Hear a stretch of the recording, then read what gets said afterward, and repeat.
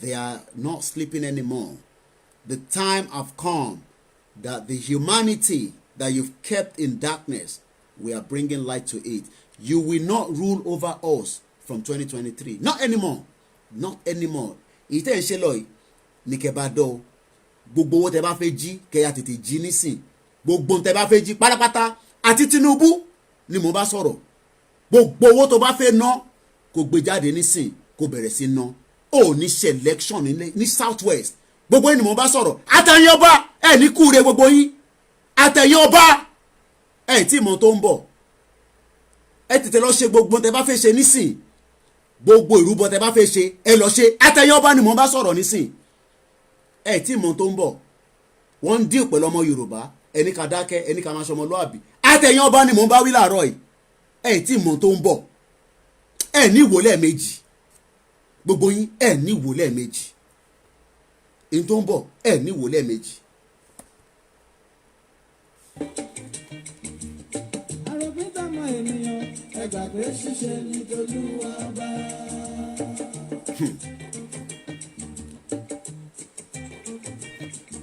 Àròpítàmọ́ ènìyàn. Ìwọ ọba òjọba lórí wa àbí wọ́n ń dín pẹ̀lú wa ìwọ ń lo àwọn politician ń lò wọ́n tó bá di 2023 à end gbogbo ẹ̀ àfi kẹ́yà take our kan off before 2023 àfi kẹ́yà take wa out completely nítorí pé tá a bá ṣì ń mí ìtàmàbá yín fà apá yín ò ní gbé apá gbogbo yín kò ní gbé àtọ́ba o àti politician àti ìjòyè o àtẹ̀yìn tó wà lábẹ́ o ìtàmàbá yín fà ní 2023 apá gbogbo yín ò ní gbé ẹ̀kọ́ tẹ́lẹ̀ ẹ̀dá fún gbogbo àwọn ọba yẹn pé Ọláyọmí Kóìkì ni mò ń jẹ́. Àgbé ṣíṣe ní tolúwa bá. Igi kì í dá lóko tó para ilé tí mo ti wí. Àfi kẹ́ bẹ̀rẹ̀ sí í ṣe gbogbo tẹ́ bá fẹ́ ṣe nísìnyí pé kẹ́ take wa out kò dẹ̀ ń ṣe nǹkan lẹ fẹ́ take out because ẹ mọ ibi táwa náà sún sí ibi tá a dé sí ẹ mọ́ Quran tá a fi dé ẹ lè rí Bible tá a fi dé ẹ lè rí ṣiṣẹ́ ṣe tá a fi dé ẹ lè rí ẹ máa wò báyìí nínú gbá yín wọn ò ní fi wọ̀nyí in tó ń bọ̀ ẹ máa wò ní báyìí nínú gbá yín wọn ò ní fi wọ̀nyí ẹ̀yin ọba à ń bá yín sọ̀rọ̀ lọ́wọ́ yìí. Ní tènìyàn ṣíṣe ní tolúwa. Ọmọ kọ́kọ́ lẹ́pa ní sin 24 kí làwọn ń ṣe láyé 42 years old ọmọ kọ́kọ́ lẹ́pa yẹn 24 kí làwọn ń ṣe láyé a sacrifice ara wa pé ká fi rọ́nà kọjá we are going to do that tí mo tó ń bọ̀ níta máa ṣe abẹ́kùn wa ló wà ẹni ká máa ṣe ọmọlúàbí àbí torí àwa lórí Facebook nígbà tí ẹ bá rí mi mọ́ lórí Facebook ṣèbẹ́ ṣe rí wa lórí Facebook la ṣe ń ṣe ọmọlúàbí. Ọba ṣe kọ́ mọ́. Ẹlòmíì rò pé jà yín lórí Facebook láti máa jà. Ìfẹ́ lójú ọtí ṣẹ́gun. A sọ fún yín pé jà orí Facebook la fẹ́ jà. What we are doing now, we are bringing the awareness. We are creating what they call awareness. At some point, you will not see me anymore on Facebook. At some point, ìjà yẹn a máa gbé kúrò lórí Facebook. You will just be hearing it from another platform. Èmi kọ́ ni màá máa sọ̀rọ̀ mọ́ tó bá tásìkò yẹn.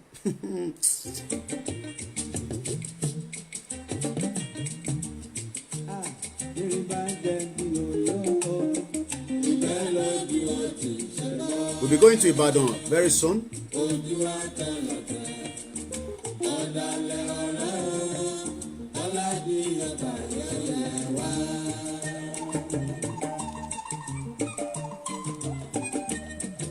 Ilé tẹ́ ń ṣe lọ yìí òun ni the final one ní South West ẹ kọ sílẹ̀ sẹ́ pé bọ̀bọ̀ kan wọ́n ń pè ní Ọláyọmí ó dà pé òun ya wèrè gan in tó ń sọ yẹn ṣó máa rí bẹ́ẹ̀ ẹ lọ sọ fún ifá yín ẹ lọ béèrè lọ́wọ́ pásítọ̀ yín ẹ jẹ́ káwọn ìmáàmù yín ṣàdúrà lé lórí pé in tó ń sọ yẹn ṣó máa rí bẹ́ẹ̀ wàá sọ fún yín pé sẹ́ in tó ń bọ̀ ẹ níwò lẹ́ẹ̀mejì.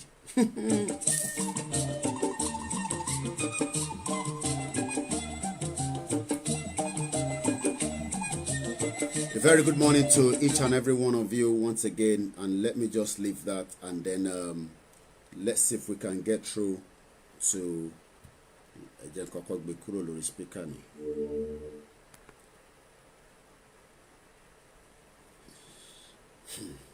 n tó ń bọ̀ ẹ níwò lẹ́ẹ̀mejì.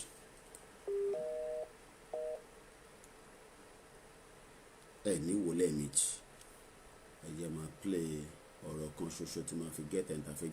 The 21st of July we will hold a peaceful rally for our sister Tolulope, killed inside the Nigerian Air Force base. Don't worry about all those press statements that they are releasing, all those nonsense. Go and tell them they have 2 years to decide what they want to do. We will not go along with them with the 2023 election. It's calling back. Egberanle, still connecting. Location 9. A lot of you might not know the genesis of Location 9 as much as we are using it across the globe. But one man, Ekaro, Mamawa Abiyo, Omotumbi, Kweti Connect, Matukote Atupada. One man that has stood his ground for more than 2 decades, fighting that Nigeria will not exist. Nigeria is not going to exist. It has never existed. It's just a geographical location. But there's a particular man, and there's so many of them. A lot of you hearing Location 9, Location 9. When my mom called me now as well, she said location confusion. Location 9 was something that a lot of you are hearing. But Mobito Tijade Gongon. Let us give kudos. Let us continue to appreciate and give respect to whom respect is due. It did the thing that so many of us could not break down. It broke it down from the spiritual realm. It broke it down to this physical aspect of things.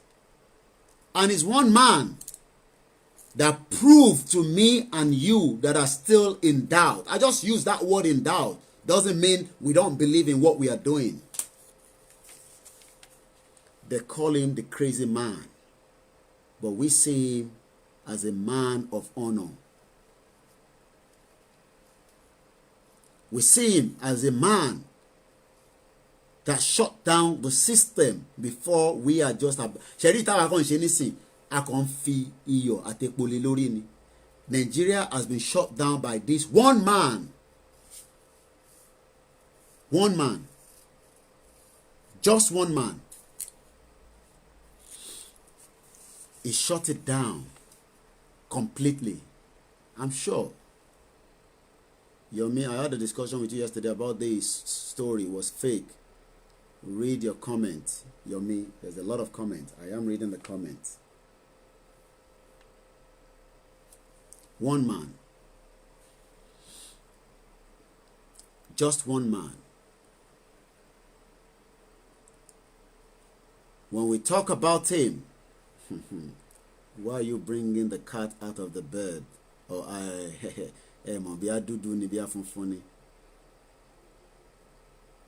is a man that proved to so many of us that location confusion will be going into the flame. And when he made that statement, so many people never even believed him. So many people never believed him. Few people believed him. Few people. He's a general on his own. Attempt was made on his life so many times. So when people see Olayomi Koiki and say, what you are doing, you are putting yourself at risk. I said, tó bá jẹ́ pé orí running tí mò ń ṣe, they can get hold of me easily without me doing anything. But tó bá jẹ́ pé orí òtítọ́ ni mo dúró lé, tí mo pa kankan mọ́ tí à ń sọ tá a tún lọ lẹ́yìn tá a tún ṣe nǹkan míì. They will fire their arsenal, and when I mean arsenal, it's not until a shooter, a sniper is standing there and can see me. I wake up in the morning, I open my window. I'm sure you all watch movie. You all watch movie.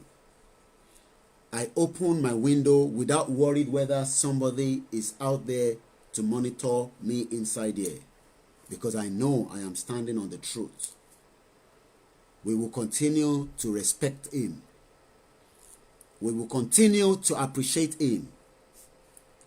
A lot of you might not know how we appreciate him for waking the minds of us from another angle. But what I can tell you is, this man stood his ground. An attempt on his life was so many times. An attempt on his life so many times. But he never gave up, because he said that Nigeria will go in flame. And we are already in that process. I don't want anybody to call at the moment. And Nigeria is going in flame. Another passport. I'm going to cover my data, because I don't want people to steal my personal data. You can see that. Okay? And the passport number is obviously there. I don't really care. You can see it here. So let's do it this way. Okay? So that is the nasty piece of trash and document. I'm showing those on YouTube as well to see what I'm showing on my phone. I'm not interested in that shithole. The only time I will come to Nigeria is if they divide that country and we get our Ududua Republic. That is the condition to which I will go to my fatherland. Nigeria is not my fatherland. So now, guys, I want you to follow the camera as we take it round. As you can see, the passport is still there. And this is how Nigeria is going to burn. And I'm holding it. It will burn like this. The piece. And I'm going to do that. You can see it. Goodbye, Nigeria. Fuck you, Nigeria. I am not interested in you, Nigeria. You can see that?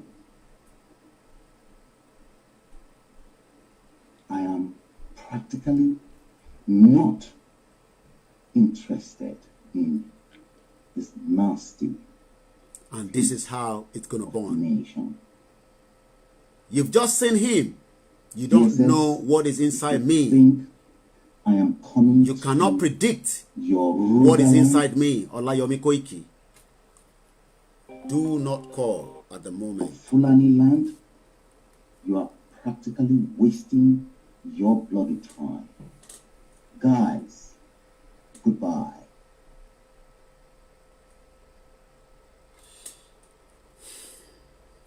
You have just seen one, and we salute Oga Frank Bello. Let us remember Tolulope. This came out, was sent to me a week on Quoro. We're not going to play everything, but I'm just going to take a little bit from me. We played it this morning already.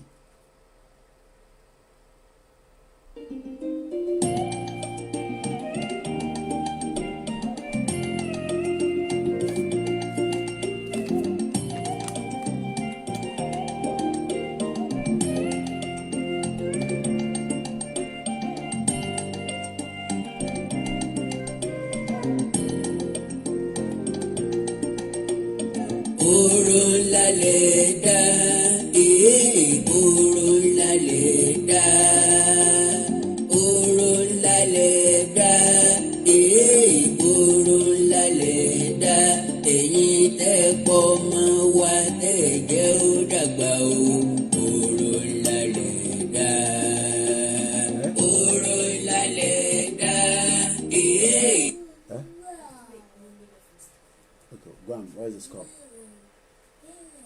first one.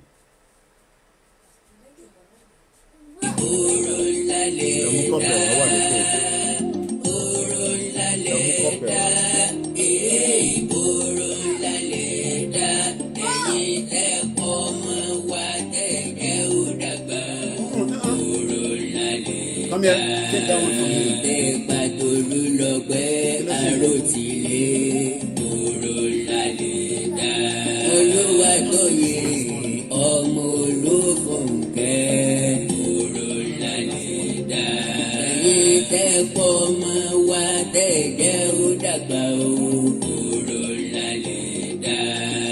Ayele o, ibosi o. Ayé dorí kodò kò yé mi tó. Níbo la ń lọ ènìyàn ó sún mi yé. Níbi sáàpá máa gbà ó kò yé mi o. Ayé le, ayé fẹ́lẹ́, ayé nípa, ayé wúwo. Bọ̀ọ̀rọ̀ ayé ọ̀sáfáyé wọ̀ rẹ́ mi. Ayé dorí kodò bí ọmọ pàǹdọ̀rọ̀. Ó ń fèdè rọdẹrọ. Alóró ọ̀rọ̀ lẹ́nu bíi tẹ́jọ́ òmìnú ayé kọ mí jọjọ bó síwájú ayé wọn á lọ yẹ̀kú bọ́ kẹ́yìn ayé wọn á lọ tàrùn bó sì tún ní ọgbà àrìn ayé wọn á lọ láfojúde ta ní ọwọ́ ẹ̀kún ayé já ilé mọ́wà àkàndá tí mo gbọ́ ròyìn ìbànújẹ́ wọn ní Tolúlọpẹ́ Arótilé ti dára rẹ̀ mo já omi ojú bí ẹgbẹ́rẹ́ pé ọ̀wọ̀ ìràwọ̀ yóò sì tún pẹ́ kó tó já ògo àṣẹ̀ṣẹ̀ yóò sì wọ mi Tolúlọpẹ́ ọ̀pẹ́ láyé bọ̀tì. At 9 o'clock, we open the phone line, then you'll be able to call into the broadcast. We've not been able to get back Comrade Shina Akinpelu. We'll still complete that interview with him. It was on plan. We only got hold of him just late last night. And as you can see, location confusion is not working. But we will finish that conversation with him. Be rest assured on that. Bọ̀tì ọ̀rọ̀ ayé wa ọ̀làmì ó sì lápá ọ̀pọ̀ èèyàn ló fẹ́ lápá láì lápá wọn ò mọ̀ pé bẹ́ẹ̀ èèyàn lápá kò lè lápá àkàndá alóró ọ̀rọ̀ lẹ́nu bíi tẹ́jọ́ gàgà gbogbo kọ́lá tùpà ẹni ọba lẹ́kọ̀ọ́ ní ìtàn alẹ́ torí kákú lọ́mọdé kọ́ yẹni ó sàn ju ká dàgbà ìládìí ẹran náà ìlà ní tójú ìyá tiẹ̀ kú ìkàn ní tójú ìyá ìwẹ̀wẹ̀ ẹ̀jẹ̀ ìbànújẹ́ ńlá ni kí màjèsí ó tójú ìyá ẹ̀rọ ru torí kí so tó diyán agúnṣu lódó ni kágbàdo tó dẹ̀kọ́ àlọ́ òkúnná nǹkan mọ́ tó wáyé. Join us tomorrow if you can at the Nigerian High Commission in London. It's a peaceful one, but we will make a lot of noise. We will send a message that we, Yoruba, Odua, are not interested in the contraction called location confusion. Let us shut it down. When I say kill Nigeria before it kills you, we never knew that Nigeria was going to kill her.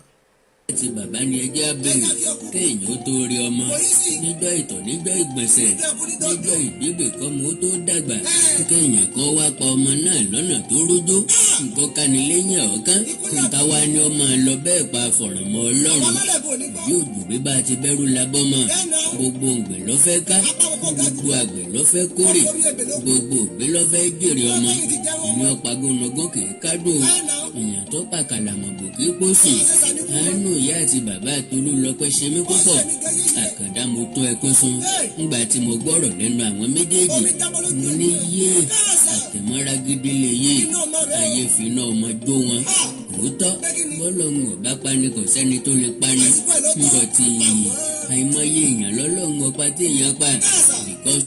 Do you know that so many lives has just gone even before Tolúlọpẹ́? The only reason why we will not just condemn or say she's just one person, she's an extraordinary person. Akondeyoni, Wokpani, they killed her because they saw beyond what you did not see. Montokpa, Toba Montokpa ni, wati mokpe, Wokpani, but Wokpa, and drew the one. Intermarché, Abekun Alowa, Ti Monkokun.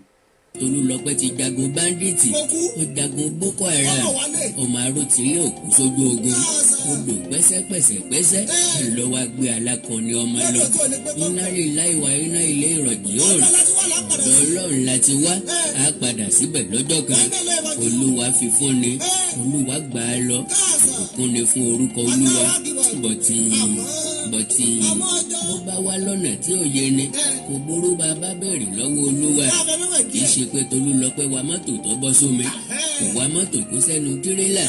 Classmate ẹ̀ ní secondary school lọ́wọ́ kíyàn ní Air Force Base Kaduna, orí Tolú ọ̀fẹ́ fìdùnnú kí. Sunday Igboho will lead the protest tomorrow from Adamasingba Stadium, while every one of us here in London will gather right in front of the embassy. We've done the necessary things, the police are informed already. It's going to be a peaceful one, but we will make a noise to send a strong message that Tolúlọpẹ́ is dead, just like so many. We will not accept it, and we are not interested in their reports. Ló bá rìfáàsì ọkọlù ẹni tó fẹ́ kí Tolúlọpẹ́ ṣubú lulẹ̀, ó forí sọ kankéré, ibẹ̀ lọ́gbà rọ̀rùn àṣàǹtẹ̀.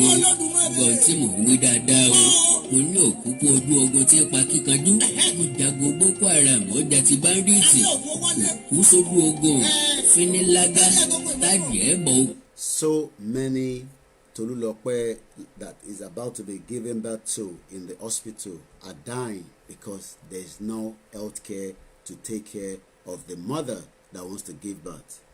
Kò ìwọ́n lọ́jàjàyè àfẹ́kìnní lásán ṣe wádìí tí wọ́n kan nípa spíìdì èwo ló fi rìfáàsì, kí ni dísítànsì tó fi mọ̀ pé Tolú ni láì wá tírélà. Ṣé Tolúlọpẹ́ ń wọlé ní òfin rí mọ́tò tí ń bọ̀ kọ́ sá? Láti ibẹ̀ òkú ẹ̀ ni wọ́n gbére ilé ìwòsàn lọ́gbàdé mọ́ṣúárì wọ́n ti pe bàbá rẹ̀. Ńlá wá báyìí ní olè òní dàgbà kọ́ mọ́ ṣe é lójú fèrè, agbanilétí orúnkún ń ṣẹ̀jẹ̀. If you cannot make it tomorrow, also continue to pray for the family. But there are so many families that we pray for, especially inside location confusion. Plus 4475940509799. I'll start taking calls now. When you call, reduce the headset or the big screen that you're watching us from completely, and then your name, where you're calling from. Make it brief. Again, like we said, the week will be dedicated for Tolúlọpẹ́. We've started this on Friday when I was at the Nigerian High Commission, but this tomorrow, it's not just going to be me. There'll be more people that will be joining as well. If you can't make it, when we go live, share it, put us in prayer, just like you put the family in prayer as well. Plus 4475940509799. Wọ́kàn ìpànìyàn nú ni àkàndá sí ló dàbí ẹni pé wọ́n ṣẹ̀tì ẹ̀ ọ́ àgbà pípọ̀ owó Olódùmarè ni. What a promising child. The Nigerian Air Force presents to you the first Nigerian Air Force female helicopter pilot. I'm flying off Satsi Arutile. I was admitted into the Nigerian Defense Academy on the 22nd of September 2012. Mission is Okay, I guess we have our first caller. Kàṣí kọmọkọmọ bàbá Èkìtì ló ń pè láti Èkìtì. Ẹgbẹ́ra ńlẹ̀ bàbá. Ẹ kú ojúmọ́ o. Ojúmọ́ nìyẹn. Ẹ jọ̀ọ́ bàbá kẹ́pẹ́ yẹ a nílò nọ́mbà àwọn bíbẹ̀ kan lìdí wa sọ́dọ̀ olórí OPC lẹ́kìtì ń bíbà yìí. Àwa náà fẹ́ ṣe rálì lọ́la o, àmọ́ gbogbo Èkìtì máa pàdé ní Fájuyì Park. Wọ́n bá pàdé níbo? Àwa náà fẹ́ Fájuyì Park. Fájuyì Park ṣe ti gbọ́ ẹ̀yin tẹ́ wà ní Èkìtì Èkìtì ẹ darapọ̀. Kí gbogbo abiyamọ tó jáde síta káyé fa àwọn ọmọ wa mọ́. Ṣé ẹni kọ́tẹ́bí kan fẹ́ sọ ni pé bàbá tó sọ̀rọ̀ yẹn ti sọ̀rọ̀. Àkókò rẹ̀ fún ìran Yorùbá láti jí, láti gba ẹ̀tọ́ wa padà, láti kọ̀yà fún ara wa. Wọ́n pa Tolúlọpẹ́ torí pé ó ń pa Boko Haram. Wọ́n fẹ́ ṣáàkì General Adébáyọ̀ torípò náà ó ń pa Boko Haram. Àmì kan sọ wípé nígbà tí wọ́n wà lójú ogun torípò àwọn ń pa Boko Haram dáadáa, Fúlàní ẹgbẹ́ ló nà ń bọ̀. Ìyẹn ni wípé àwọn Boko Haram yẹn ó lọ́wọ́ ìjọba nú. Yorùbá ẹja jáde láàrin wọn. ká tó pa gbogbo àwọn ọmọ ológo wa tán ẹ tó ètò. ẹ ṣe gan ni ẹja lọ Kẹ́ńyà lọ́dọ̀ Àkànjí ó yá ṣe ní kíákíá gbéra ńlẹ̀. gbéra ńlẹ̀ ó ti wọlé gbéra ńlẹ̀. rí ọ̀rọ̀ tí mo fẹ́ sọ ní àárọ̀ yìí mo mọ̀ pé ìdẹ̀ sọ̀rọ̀ pípò orí láti ṣùgbọ́n ilé kan tó gbọ́ mi. Kẹ́rí bàbá rí àwọn ọ̀pá ìjẹ́ ní Yorùbá whether they are good or they are old. Africa ọ̀gá fẹ́ ká pèsè ẹgbẹ́ sẹ̀kẹ̀. Máa tán bá mi fà á ní orí WhatsApp tó ṣe látàlá tó fà ọ̀rọ̀ ẹ̀ lórí tí ó ti lọ pẹ́. Máa yí àjọ gbé ní Kenya ọmọ Yorùbá ni èkó ó ti wà lẹ́kọ̀ọ́ pẹ́sìn lè báyìí. Akin Táíwò lórúkọ ẹ̀ máa dárúkọ ẹ̀gbọ́n ẹ̀. Ẹgbẹ́ yẹn sọ fún wípé ikú kẹ́yìn náà kọ́ra. Èsì evidence mi ní ikú tí wọ́n pa jẹ́ yẹn ni. Mo wá lọ sórí péjì ẹ̀gbọ́n pẹ̀lú lórí péjì ẹ̀gbọ́n. Wọ́n bẹ̀rẹ̀ sí ní kókè àwọn ọkọ̀ máa ń sẹ̀ǹdẹ̀ sí. Kò lè dáhùn question yẹn. Mo ní ẹ̀gbọ́n ṣé ìjẹ́ yìí tó bá jẹ́ family tí lọ padà yẹn will you take it with limited hand?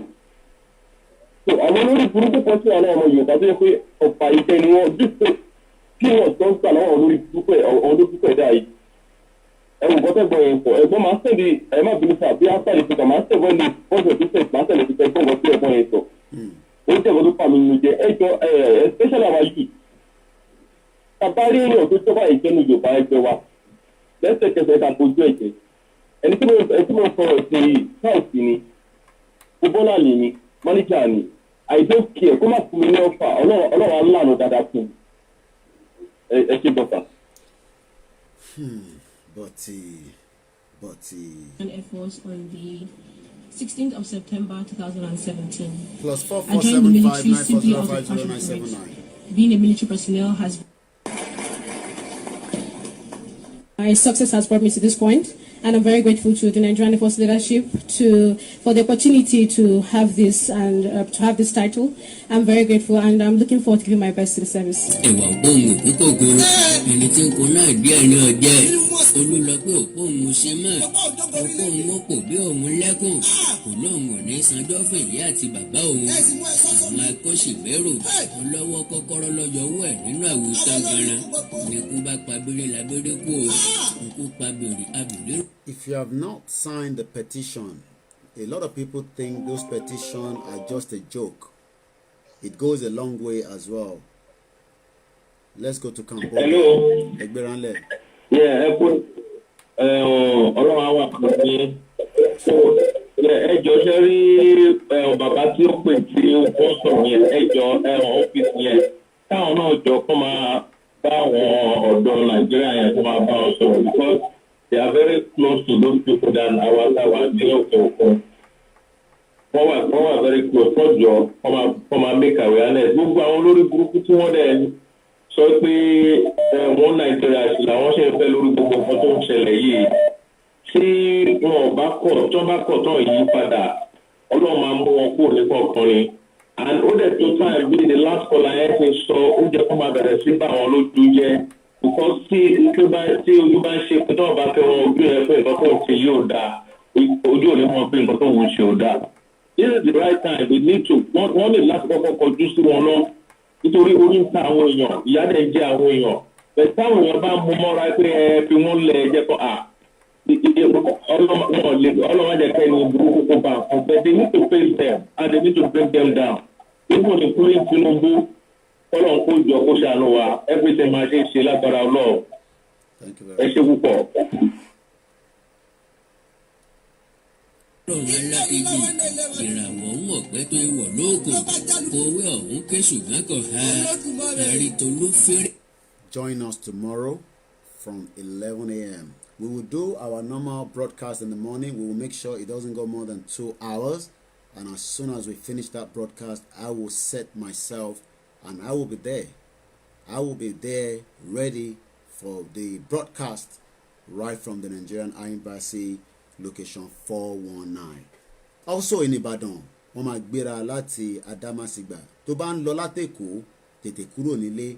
Lọ́sùn a day before, let us make our voice that we will not accept their preliminary findings. Why are they in a hurry to bury her for? Kí ló dé tó ń kọjú láti fèsì? What is inside the body that they don't want us to know? Why are they in a hurry to bury her? We will bury you as well. Ẹ tí mọ̀ kankan. àrí tolú lọ pẹ́pẹ́ ògo dé ẹ̀mí sì pin ṣé báyìí ló ṣe roni ìràwọ̀ tó já òun ká gbogbo wa lára ọba wa lójijì olódùmarè àfikọ́lọ̀ ń tu ìyá àti bàbá rẹ̀ nínú kó sì mẹ́pẹ́. Tẹ́ bá fẹ́ support àwọn tó fẹ́ jáde fún rally yẹn lọ́la, àwọn organizers wọ́n máa ṣe banner, wọ́n máa ṣe one or two things. They're not just going to be out there. I'm aware that Sunday Igboho gave them, something to make about few banners, but we can still do bit of more flyers. It's an opportunity to also distribute our flyers to tell those at home that we are no longer interested in location 9. Let's go straight to Italy. Good morning. Hello. Go ahead.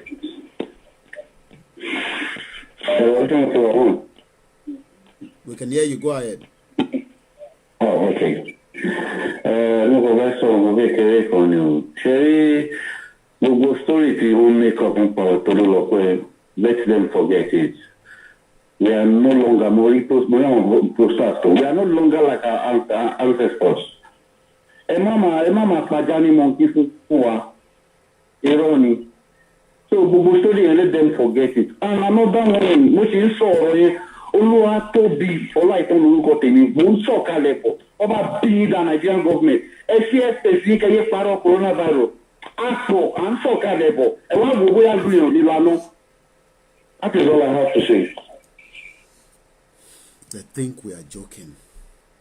burúkú kò lójú rẹ̀ ipa tó kó láàrin àkókò péréte tó lò láyé ojú tọmọ ogójì ọmọ ọgọ́ta ọdún mẹ́rin lọ.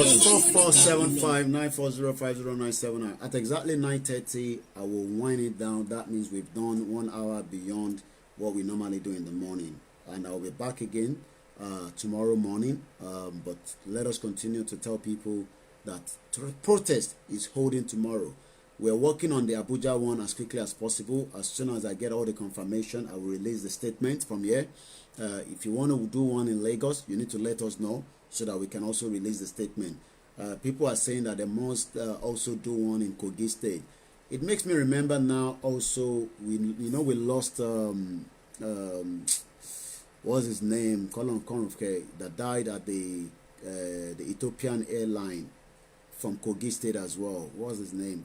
The Canada-based, very good brother. I'll remember his name.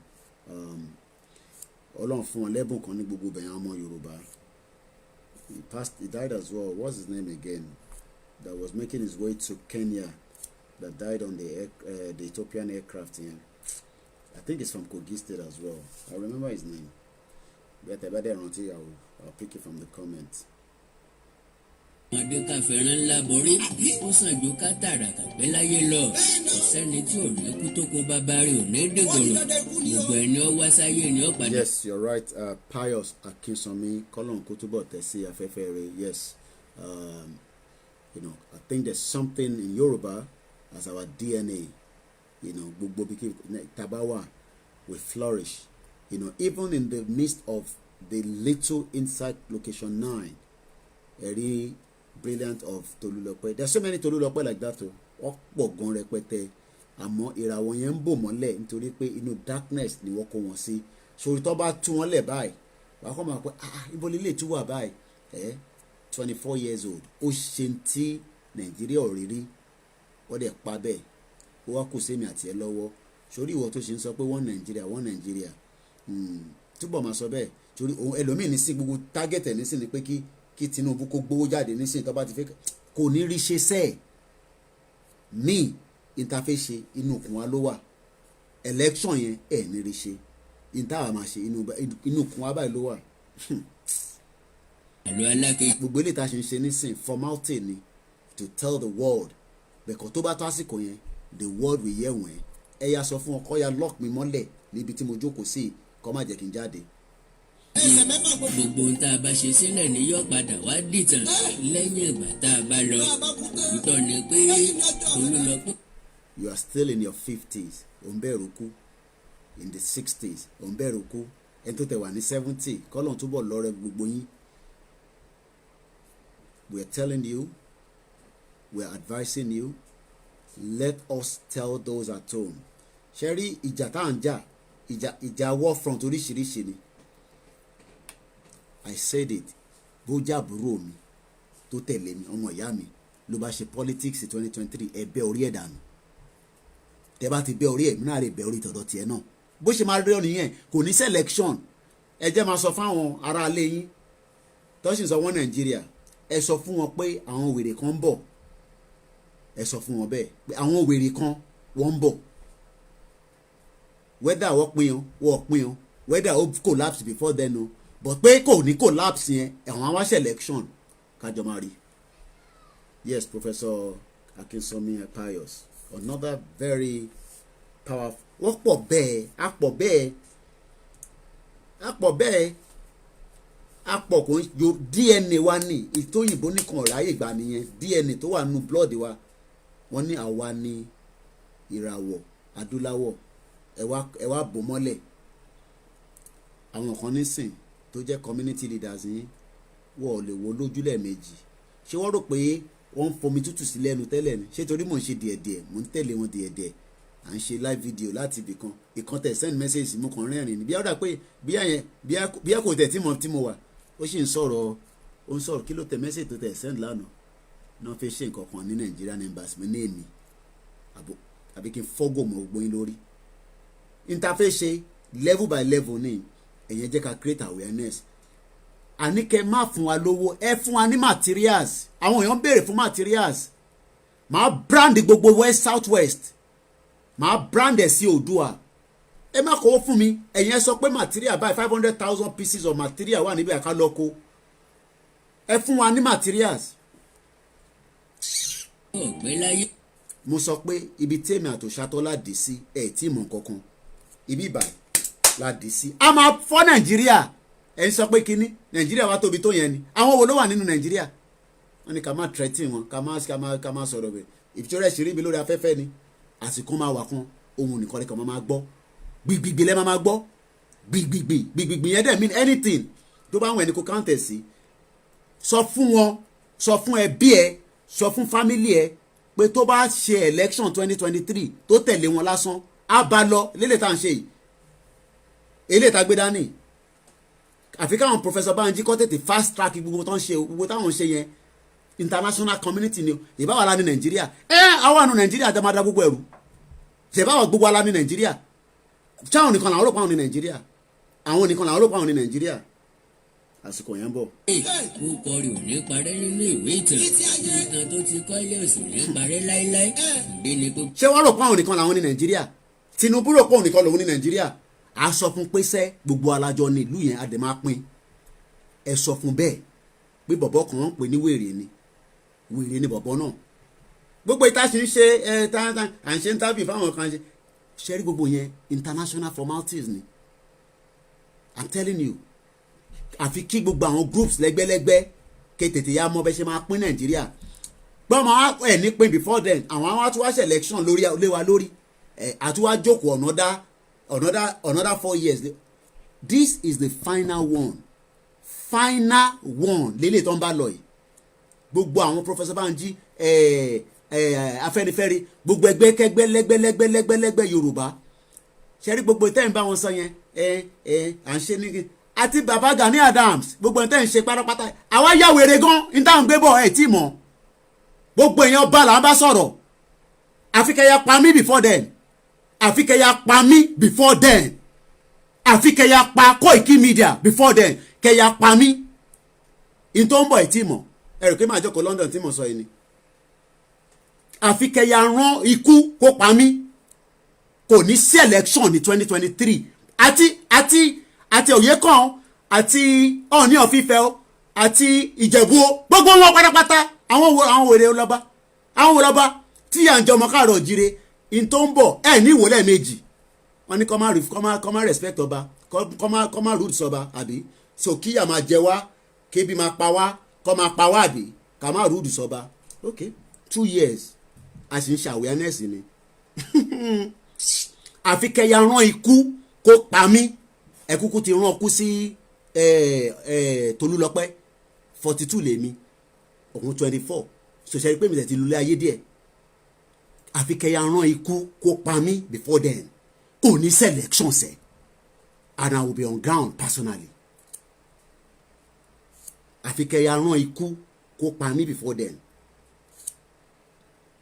àtọ́bà o àti tìbàdàn àti tèkó àti tàkúrẹ́ o kìíní gbogbo yín pátápátá àwọn àfi kẹ́yà rán ikú yín kẹ́ran kó pa mí kò ní selection sẹ́yìn lẹ́ ń báàkì wọn babaláwo ló ń báàkì wọn pásítọ̀ ló ń báàkì wọn ẹ rí wèrè ẹ rí bàbá wèrè election tẹ́ máa ṣe mọ́ eléyìí tẹ́ ń bá lọ òun lẹ́ máa ṣe mọ́ gbogbo ìta ṣe ń sọ pé Professor Banji yẹn à ń ṣe yẹn ní abẹ́lẹ̀ ni ṣe bí gbogbo alájọ ní Nàìjíríà ṣé Amẹ́ríkà ló ní Nàìjíríà ṣé Great Britain ló ní Nàìjíríà ẹ jẹ́ kó tó gbà yẹn ẹ sọ fún Gẹ̀ẹ́sì pé bọ̀bọ́ yìí ti ya wèrè kọ́ dé mọ́lẹ̀ o kò gbọ́dọ̀ jáde kúrò nínú ìlú yìí kò gbọ́dọ̀ jáde kúrò nínú ìlú yìí bọ̀bọ́ yìí ẹ sọ fún wọn pé tó bá fẹ́ jáde àfikọ́ ya dé mọ́lẹ̀ ká máa wòran ẹgbẹ́ ránlẹ̀ tó sọ̀rọ̀. ẹ kú ojúmọ́ jáde Ṣẹ́gun ló sọ̀rọ̀ Ṣẹ́gun ọmọ Ògúndípẹ̀. ẹ kú iṣẹ́ takuntakun tẹ̀ ń ṣe akéké òun ló ní ká má torí tiwa akéké orú àjà ló ní ká má torí tiwa jàjà ọ̀ràn ọkọ ló ní ká má fọ̀rọ̀ kọ̀rọ̀ kọ́ wa lọ́rùn àjà títí agbègbè àjàjà títí agbègbè ilé kan káyé wa ń bẹ lọ́rùn àlejò ẹni bá ní amọ́jẹ igi adápa ẹni à ń bá ní amọ́jẹ odò àgbè lọ ìní akérègbè lóńdó kó sí òdàbọ̀ ọjọ́ kan ètùtù lọ́mọdé ṣèkò ìmọ̀ ń bọ̀ ilé bọ́ọ̀lù ìbánisẹ̀wé àràgbà gbogbo àwọn tó nílẹ̀ Odùduwà tó ní kò ní rójú tó ní kò ní ráyè wọn ní rójú wọn ní rí jẹ wọn ní nínú wọn ní níná wọn ní lílò àti gbogbo àwọn tó ń gbàbọ̀dè fúnlẹ̀ Odùduwà àti gbogbo àwọn tó mọ òótọ́ tí wọ́n ń ṣe é because inú máa ń bí mi àwọn ọba wa àtàwọn lídà yẹn wọ́n jókòó síbẹ̀ wọ́n pọ̀ ọmọ Yorùbá wọ́n pọ̀ àwọn ní kinní kan wọ́n á kágbádá kọ́rùn ẹ máa rí ayé àtijọ́ ọba kì í jáde láàfin wọ́n á kágbádá kọ́rùn wọ́n á lọ ságbo wá sí wọ́n á lọ máa náwó ọba máa lọ máa ṣe fashion parade ibo láti rí wọ́n wá ń bọ́ba láàfin ni èmi gan bí mo ṣe wáyé mi respect ọba kankan mọ́ Ìtajì Èkìtì náà bí mi ilẹ̀ àwọn ancestor mi ilẹ̀ tí bàbá tó bí dádì mi tó ní ó ju Ìdíòlè Èkìtì lọ ọba fẹ́ gbà ìgbà ẹni mi ti respect ọba mọ́ àfìgbà tọ́gbà gbà lára ilẹ̀ yẹn so alpha since then mi ò respect ẹni ọba kankan mo gbọ́ bá lè jẹ́ Yorùbá ò lè ní gbogbo wọn káṣó tọrọ ibi tá gbangba làásì gbangba gbogbo wọn jókòó síbẹ̀ wọ́n kọ́ ọmọ Yorùbá wọn láwọn kan ní Ọọ̀ni ọ̀fífẹ́ gbogbo wọn máa jà sí supremacy eléyà lóun làgbà tọ́ lóun làgbà gbogbo wọn jagbádà ìyàkọ́nù wọn ṣe kinní Yorùbá wa phd tó bá 15 years kí gbogbo àwọn olóògùn wọn lajú sílẹ̀ wọn kó wọn lẹ́rú kálẹ̀ ń bẹ̀rù. àwọn Fúlàní tó kọ́ lùlù wọn wọ́n. àwọn olóńbẹ̀rù. wọ́n pé 20,000. wọ́n máa ní wọ́n lóògùn oògùn wèrè wọn náà ní. gbogbo kí làwọn ògbóni ìgbà ìwáṣẹ̀ ṣe. gbogbo wọn lóògùn wọ́n ní wọ́n lóògùn. wọ́n pa ọmọ Yorùbá wọ́n lajú sílẹ̀. wọ́n á wá sórí Facebook wọ́n máa display oògùn wèrè kan tí ò ṣiṣẹ́. àwọn kan láwọn kan ẹgbẹ́ kìnnìkan ẹgbẹ́ kan ṣé yẹn náà bá wọn sọ wọ́n á máa fo oògùn alẹ̀ mọ́yàn kàn ṣe kínní wọn láwọn Fúlàní wà nínú igbó àwọn Fúlàní tó wà nínú igbó wọn nídìí àdá wọn nídìí kankan ọ̀rọ̀ ẹnu lásán wọn máa ná oyin sí wọn oyin máa ta wọn látàpá àbí kó lóṣù tí ẹni ìbọdì òtí ẹ̀ ní rí wọn jókòó síbẹ̀ wọn ní Fúlàní kan ṣe kínní kan wọn á ní wọn lògùn oògùn wèrè wọn náà ilé mi bí mo ṣe wà níbi tí mo wà nílẹ̀ òyìnbó yìí tí ọ̀rọ̀ bá dójú ẹ̀ máa kó irin méjì jáde máa fi oògùn lórúkọ tóògùn jẹ́ oògùn máa fẹnu lápapọ̀ wọ́n ní wọ́n lóògùn wọ́n máa bá máa display fún wa inú kan bí mi ni tó bá wọ́n kán dìde tó bá wọ́n kán má dìde kán jẹ́ kán máa kọ́ à ń bẹ̀ wọ́n nísìn tọ́sìkò bá tó ẹ̀ nílé bẹ̀ àwa mọ́ à ń bẹ̀ wọ́n nísìn àsìkò wà nísìn tó lè bá wa dá sí. so need àti respect anybody mọ́ dúró di àwọn bàbá wèrè kan for over 50 years. they fail us àtàwọn religion leader àwọn yẹn náà máa ní side office olóṣì gbogbo wọn táìmù corona yìí 20 million ní Adébóyè fún state government 50 million ní Kúmúyì fún federal government ẹ̀dẹ̀ wọ́n mú Bíbélì wọn wá fi yórí àwọn èèyàn wọ́n yí ọpọlọ àwọn èèyàn ìṣẹ̀ṣẹ̀ tiwa nǹkan tó lọ́ọ́ dá mọ́ wa wọ́n gbé gbogbo ẹ̀tì ọmọ òdì tó dá ìwọ̀pá ni wá a ó yẹ ká dá wà ní Yorùbá àti Ísírẹ́lì ní ẹ̀yà tó lọ́ọ́ dá tó dá ẹ̀jù ní gbogbo àgbáyé ní ìjà tí bẹ́ẹ̀ nìbọ̀dì ṣe Ọlọ́run dìídì favour wa bẹ̀tẹ̀ àwọn olórí burúkú kan wọ́n mú búrẹ́dì wọ́n mú ṣúgà wọ́n wá fi rọ́ọ̀bù mọ́jèlé fún wa wọ́n tàn wá jẹ torí ìdíjọ́ àwọn pásítọ̀ náà máa gbá àyàn olùlòsì ní gbogbo wọn olórí burúkú ní gbogbo wọn gbogbo àwọn tó bá nílẹ̀ Yorùbá ò ní da ayé wọn ò ní da ọmọ wọn ò ní ròyìn Ọlọ́run máa bẹ́ẹ̀ ṣẹ́ wọn wò láti ìran kíní dé ìran keje bọ́lọ̀ ti máa bẹ́ẹ̀ ṣẹ́ bàbá wọn wò nìyẹn. bá ṣe máa bá lọ lélẹ̀ àwa ló pẹ̀rú ṣe báwa tẹ̀ wá òkè àwa táwa ní UK ẹ lọ wo gbogbo àwọn tó wà ní gbogbo ọ̀nà Asia country yẹn tẹ bá rí yàtọ̀ ń jẹ ẹ lọ wo gbogbo àwọn tó wà ní gbogbo ọ̀nà gbogbo Dubai gbogbo bẹ̀ yẹn ṣé torí pọ̀ ń wo Dubai bó ṣe wà yẹn ìyà táwọn ọmọ Yorùbá ń jẹ lábẹ́ bẹ̀ yẹn kò ń ṣe kékeré rárá Jeddah ní Saudi Arabia ẹ wo àwọn ọmọ Yorùbá tó wà níbẹ̀ ìyà ló ń jẹ ẹni ká fi wọ́n sílẹ̀ ẹni ká máa ṣe pẹ̀tù à ń dúró dé 2 years from henceforth. ẹni tí Tinubu bá ṣọ́ra Tinubu go lè di 2023 ni wọ́n máa padà ní because ẹni ọ̀dàlẹ̀ balẹ̀ kó ẹni bá dalẹ̀ abalẹ̀ lọ wọ́n ní ìṣẹ́ ló ń perú èpè ní ìpòjì ilẹ̀ dídà ló ń pọ̀ rí alájọbí náà pààyè kan tó bá ṣe bí àwọn wọn ti òun náà ti pa àwọn èèyàn sẹ́yìn ṣe báwọn ọmọ Yorùbá àwọn náà jẹ́ kábíọ́lá débẹ̀ àwọn náà jẹ́ káwólọ́wọ̀ débẹ̀ wọ́n mú Gani wọ́n pa wọ́n mú Bọ́lá Ìgè wọ́n pa wọ́n mú Délégi wọ́n pa kí náà ṣe gbogbo wọn lajú sílẹ̀ wọ́n ní wọ́n lògùn tó bá àwa ò tiẹ̀ nígbà mọ́ ayé gbogbo wọn máa bàjẹ́ ni àti ẹni ọ̀bílẹ̀ sọba kankan kan 2 years ọlọ́ máa náwó fún Wàsíù 2 years burúkú Wàsíù yẹn wọ́n fi jẹ máyégún wèrè wọ́n ló jẹ gbogbo àwọn yẹn fa àwọn yẹn sílẹ̀ tó ló ń jẹ máyégún wọ́n ló jẹ olórí burúkú tí wàhálà bá bẹ́lẹ̀ olúkàlùkù máa mọ bá ṣe fi sọ̀tara wa out.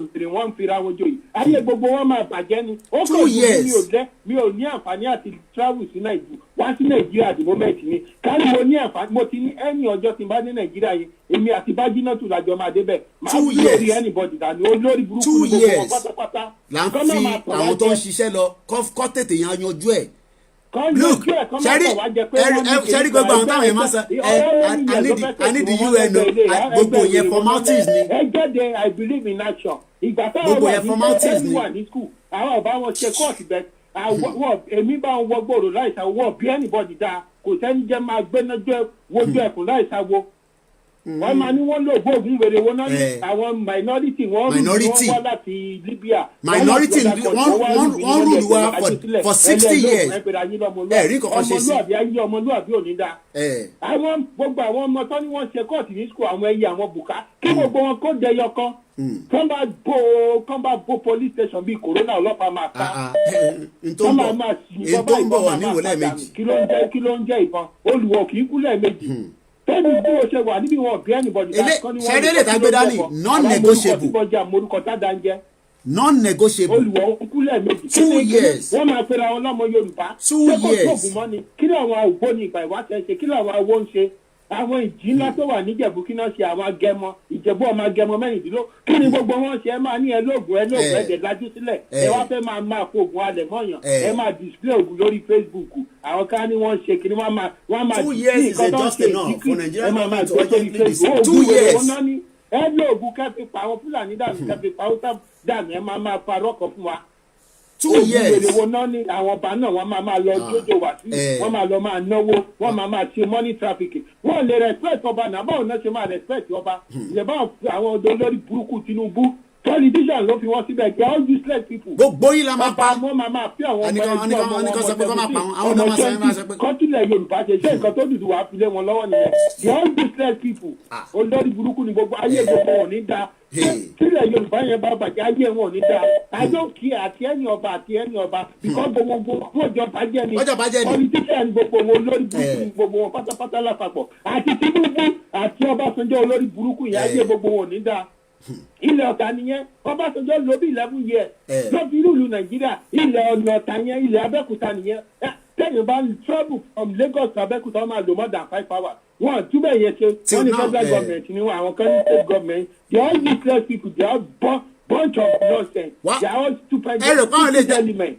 tí mo tó ń bọ̀ sẹ́ níwò lẹ́ẹ̀mejì 2 years la fún yín kẹ́ fi ṣe gbogbo nǹkan fẹ́ negotiate Professor Banji Akintoye 2 years. wọ́n wá ní wọ́n fẹ́ ṣe the àwa dúró ẹ wá ní ẹni ẹ̀ break wa àti wá dúró kẹ́ wá ṣe election. àwọn tó dùlù wa níbi ìjà 40s ni wọ́n wá dàgbàdà kọ́hún tán bá rí Amẹ́ríkà tán bá rí British wọn lè ṣe anything wọ́n á dàgbàdà ìyàkọ́nù àwọn tó yẹ tọ́lọ̀ dá wọn dá wọ́n bá frustrate níwájú ọmọ wọ́n ṣe humble slave níwájú ọmọ inú wọn ayé gbogbo wọn ní dàbí ẹ̀rọ máa fún wọn èpè wọn ní ìdí àdúrà kan ní ìdí àti respect ẹni ọba wèrè kọkọ Ifá kọ́ ló yàn wọ́n síbẹ̀ káṣó tọ̀rọ̀ tó bá jẹ́ ìgbà gidi ló tó bá jẹ́ alálẹ̀ ló yan ọba síbẹ̀ wọ́n ti anybody dá láti bọ́ ọba. we have reached the boiling point 2 years.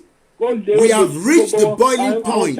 tí kò máa wá góòdù nílẹ̀ wa ẹ̀jẹ̀ lajú sílẹ̀. we extend the broadcast ẹ má worry. gbogbo yín lẹ máa pè we will extend the 2 years là ń fún gbogbo yín 2 years àti Professor Banji Akintoye o àti gbogbo Yorùbá ṣẹ́rí gbogbo ẹlẹ́gbẹ́ tẹ̀ ń sọ yẹn gbogbo ẹ̀rín ẹgbẹ́ tẹ̀ ń ṣe pé 2 years la fún gbogbo yín kẹ́ lọ fi break Nigeria after 2 years àwa máa take charge 2 years 2 years la fún gbogbo yín.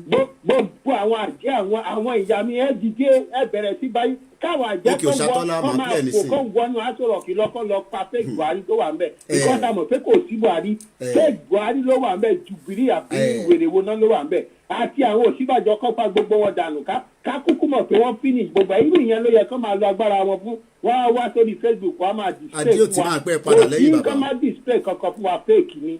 2 years. àìsàn la believe kò sóògùn wèrè kankan ṣe nǹkan ìyẹn la fẹ́ ẹ ṣé jàre ọlọ́run. tẹ bá rò pé ẹ máa pa mí ẹ ń tanra yín ṣé torí pé mo ní kí tó bá rò pé ẹ máa pa mí èmi ni máa pa ẹ́ ikú tí yín ò sí lọ́wọ́ mi àti ọba o àti ìjòyè o àti politician ikú yín ò sí lọ́wọ́ mi forget ẹ̀ ikú yín kò sí ní ọwọ́ mi kò sí lọ́wọ́ yín bó ti ń jẹ́ ikú mi kò sí lọ́wọ́ ẹ̀ 2 years la fún Professor Banji Akintoye gbogbo kíkọ tó bá fẹ́ ṣe after 2 years ní listen sí any garden person kankan mọ́ 2 years so gbogbo táwọn ṣe nísìn awareness làwọn ṣe ẹni ká máa sọ̀rọ̀ ẹni ká máa ṣe awareness àti bá yín ṣe lọ ẹni ká máa sọ fáwọn èèyàn pé a fẹ́ pín àti bá yín ṣe lọ after 2 years ní gbọ́ anybody kankan mọ́ 2 years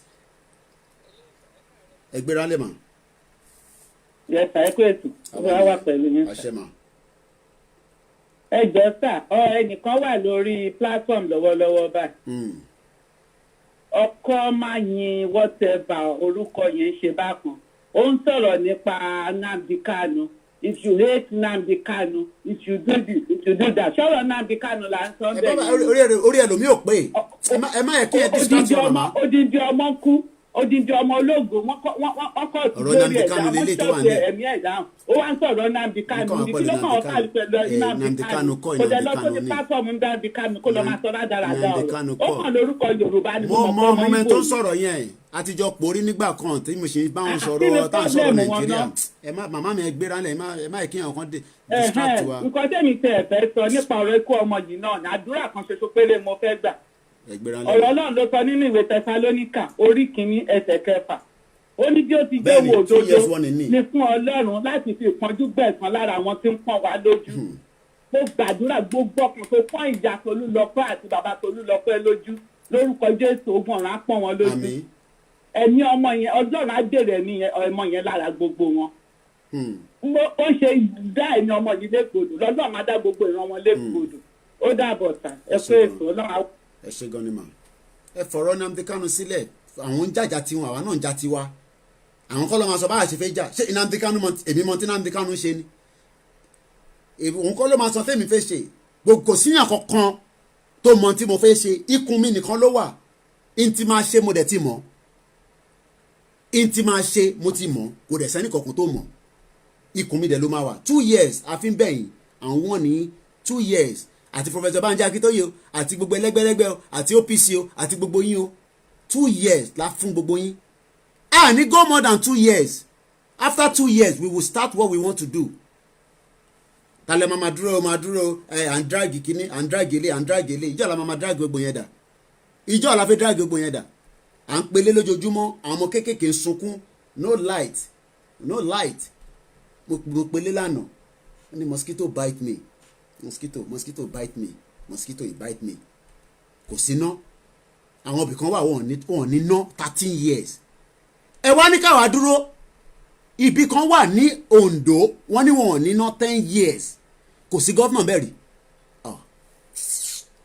ok ẹ sọ fún wọn pé bọ̀bọ̀ kan sẹ́ wèrè lòun mo ti sọ fún yín ṣe rí bàbá Frank Bello àwọn ti gbé débi táwọn fẹ́ gbé dé kọ́ wà níbi tó wà àwa ti gbé láti ibi táwọn ti gbé dé yẹn ṣé Nigerian passport làwọn sún lórí afẹ́fẹ́ ìtawà máa ṣe inú kùn wá ló wà ẹgbẹ́ ránlẹ̀ tó ń pè wá 2574 ẹgbẹ́ ránlẹ̀ ti join broadcast ẹgbẹ́ ránlẹ̀ ènìyàn tí kò tí ready gbogbo ọmọ káàárọ̀ òjíire lágbàáyé 2 years la fún wọn àti Yorùbá politician o àti governor o àtọba o àti àwọn Professor Banji Akintoye o 2 years la fún gbogbo wọn. ẹgbẹ́ ránlẹ̀ láti South Africa 2 years. ètò ìṣẹ̀lẹ̀ ìṣẹ̀lẹ̀ wọn ni pé ẹni tó ti bá ti rí pé ó ti ṣe ìpadà from 2022 àmàmà ní list wọn lọ́wọ́ ni. a máa bombard Nigeria yẹn ká tiẹ̀ shut everything back down. ìbí wa ìlú wa ni ìlú wa ni náà. àwọn people yóò ní good plan kankan fún wa. plan wo lọ ni. different story lọ́kàn mú wa every day. ìgbà tó máa gbé Buhari dé. ẹni sùúrù àbí kò fi da fún yàrá ya Moses Collins kí ni àbófẹ́ kúure ni kí ni nǹkan tó ń sọ ó ní please don't can you shut up kò ní da fún gbogbo àwọn generation ọmọ wọnú omi lọ́wọ́ ní jáde Moses Collins ọmọ wọnú omi ò ní jáde ó gba wọn báyẹn ó ní kúure gbogbo wọn kò sí plan kankan tó ní fún wa so tábà rẹ̀ lè fight fúnra wa kí ni ìmọ̀ máa continue rẹ̀. ṣe rò pé àjọkọ̀ sí London là ń sọ. best thing can fight fúnra wa. ìntàmáṣe abẹ́ẹ̀kùn wa ló wà. impact mo ní sí ohun tó ń ṣẹlẹ̀ nìyẹn sà.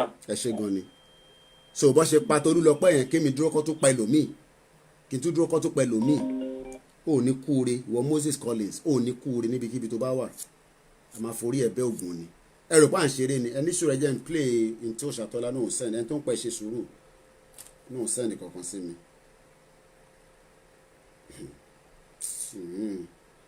ṣéyàn kan ló sun passport lẹ́ẹ̀kan pariwo ìtawà fi ṣe ìdùnkùn wa ló wà 2 years la fi fún yín kẹjá gbẹ́ni tó ń pè Òṣàtọ́lá máa play video tó send kí tó ṣe tán máa wọ̀rí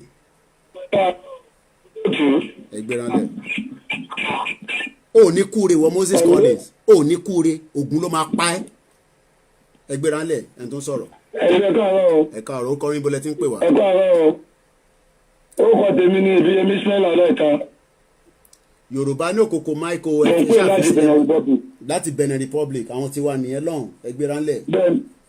bẹ́ẹ̀ ni ẹ̀ríkú ètò nìyẹn. ẹ kú ọjọ́ ajé. Ọlọ́run àjára ajé jẹun. ara àti ìjọba gbọ́ Ọlọ́run gan. àṣẹ Èdùmàrè. ọdún ọmọ fẹ́ dá sọ̀rọ̀ Tolú tó ṣaláìsí Nàìjíríà. ẹgbẹ́ránlẹ̀. mo fẹ́ sọ nípa wàhálà ogó odúdú alájọ nìyẹn o.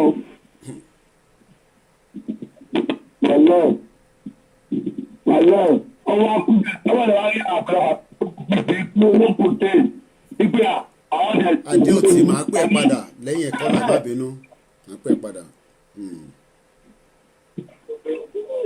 ó dáa lóòótọ́ kò sí ẹ̀kọ́ ìgbà wílò bọ́ ìbálòpọ̀ Yorùbá ni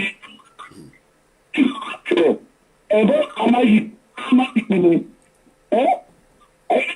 ọ̀rẹ́dẹ̀ ní bí kò sí pọ̀ kẹ́kẹ́ ọ̀tọ́ pọ̀ jẹ́ kí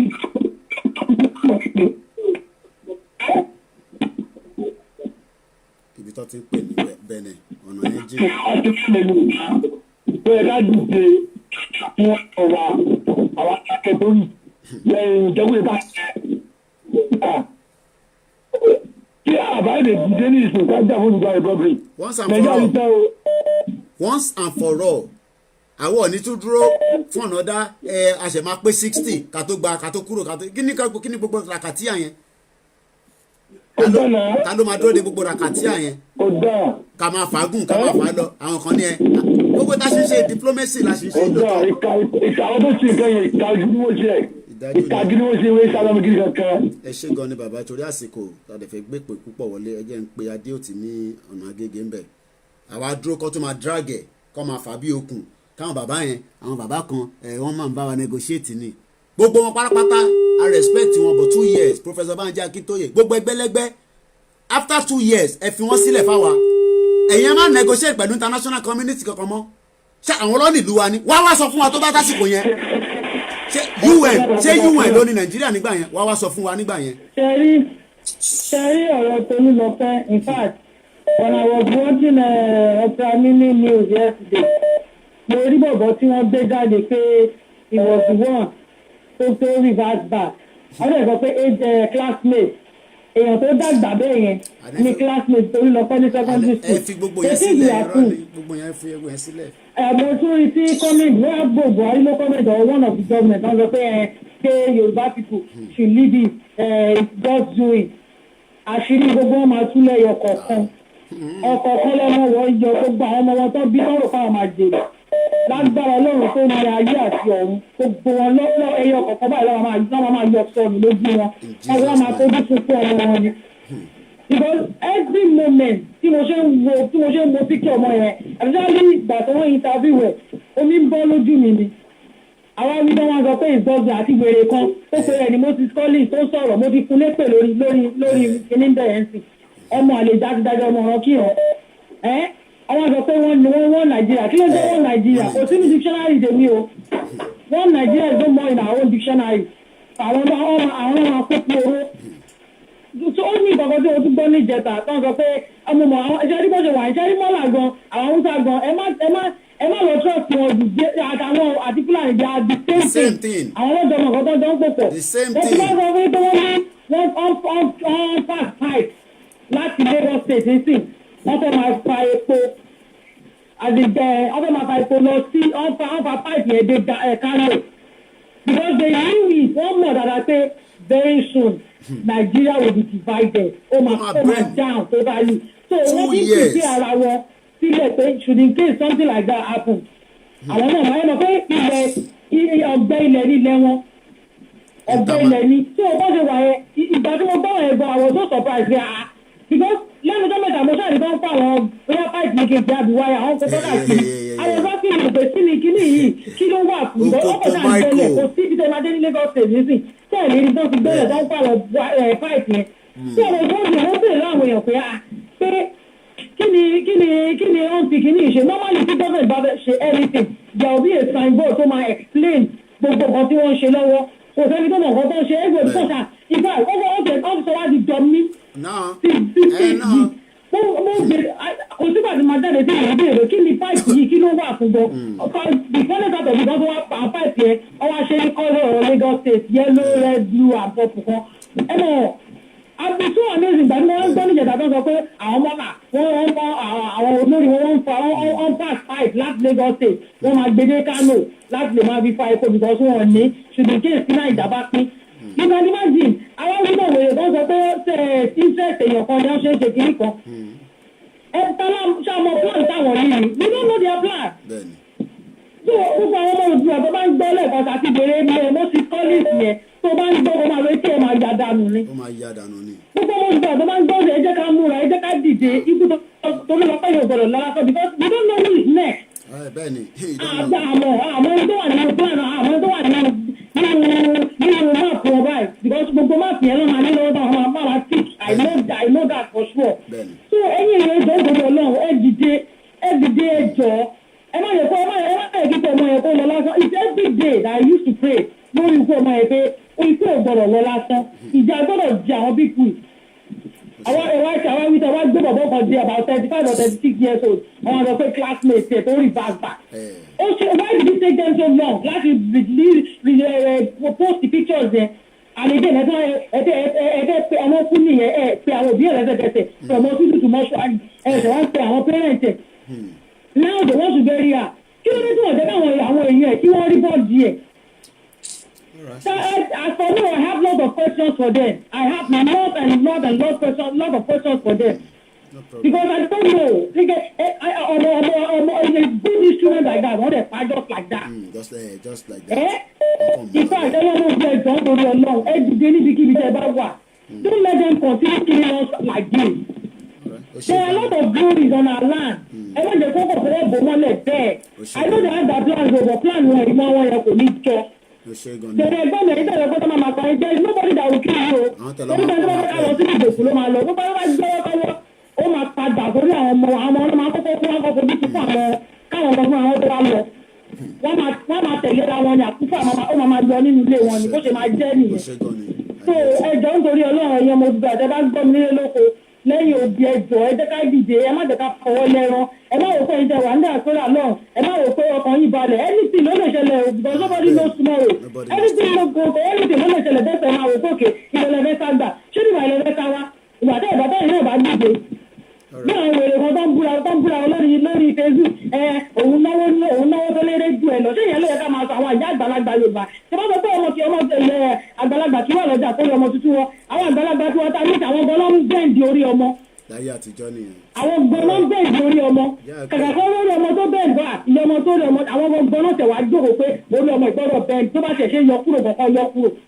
mo mọ̀ kọ́ lágbára náà gbogbo wọn pátápátá àgbà wọn nídàálẹ́ agbára bá ajá ló máa jẹ òkú gbogbo wọn gbogbo àwọn lọ́ba náà tó jókòó because I had somebody like that bẹ́ẹ̀ pé yes lórí oyè àwọn náà fẹ́ jòyè tí wọ́n ti gbowó lọ́wọ́ wọn lé wọn báyìí lónìí ẹ̀yin lẹ́dẹ̀ mọ̀ ṣé dandan ni I know it's your right bẹ́ẹ̀ kí ló dé gbogbo àwọn lọ́ba ń sìn gọ́ọ̀mẹ̀ntì ló fi wọ́n sílẹ̀ àwọn tó yẹ kó máa lẹ́nu lórí gọ́ọ̀mẹ̀ntì àwọn gọ́ọ̀mẹ̀ntì wá lẹ́nu lórí wọn fún wọn lówó wọn gbowó ẹ̀ ń ta ilẹ̀ in fact ògùn máa fẹ́ jẹ́ gbogbo wọn wẹ̀ lẹ́yọ kọ̀ọ̀kan ọlọ́kọ̀ọ́ láyọjú wọn bí èdè àwọn Ìjẹ̀ṣà lágbára Ọlọ́run ẹgbọ́n mi máa bẹ́ tó lọ Ọlọ́run á gba gbogbo ògo.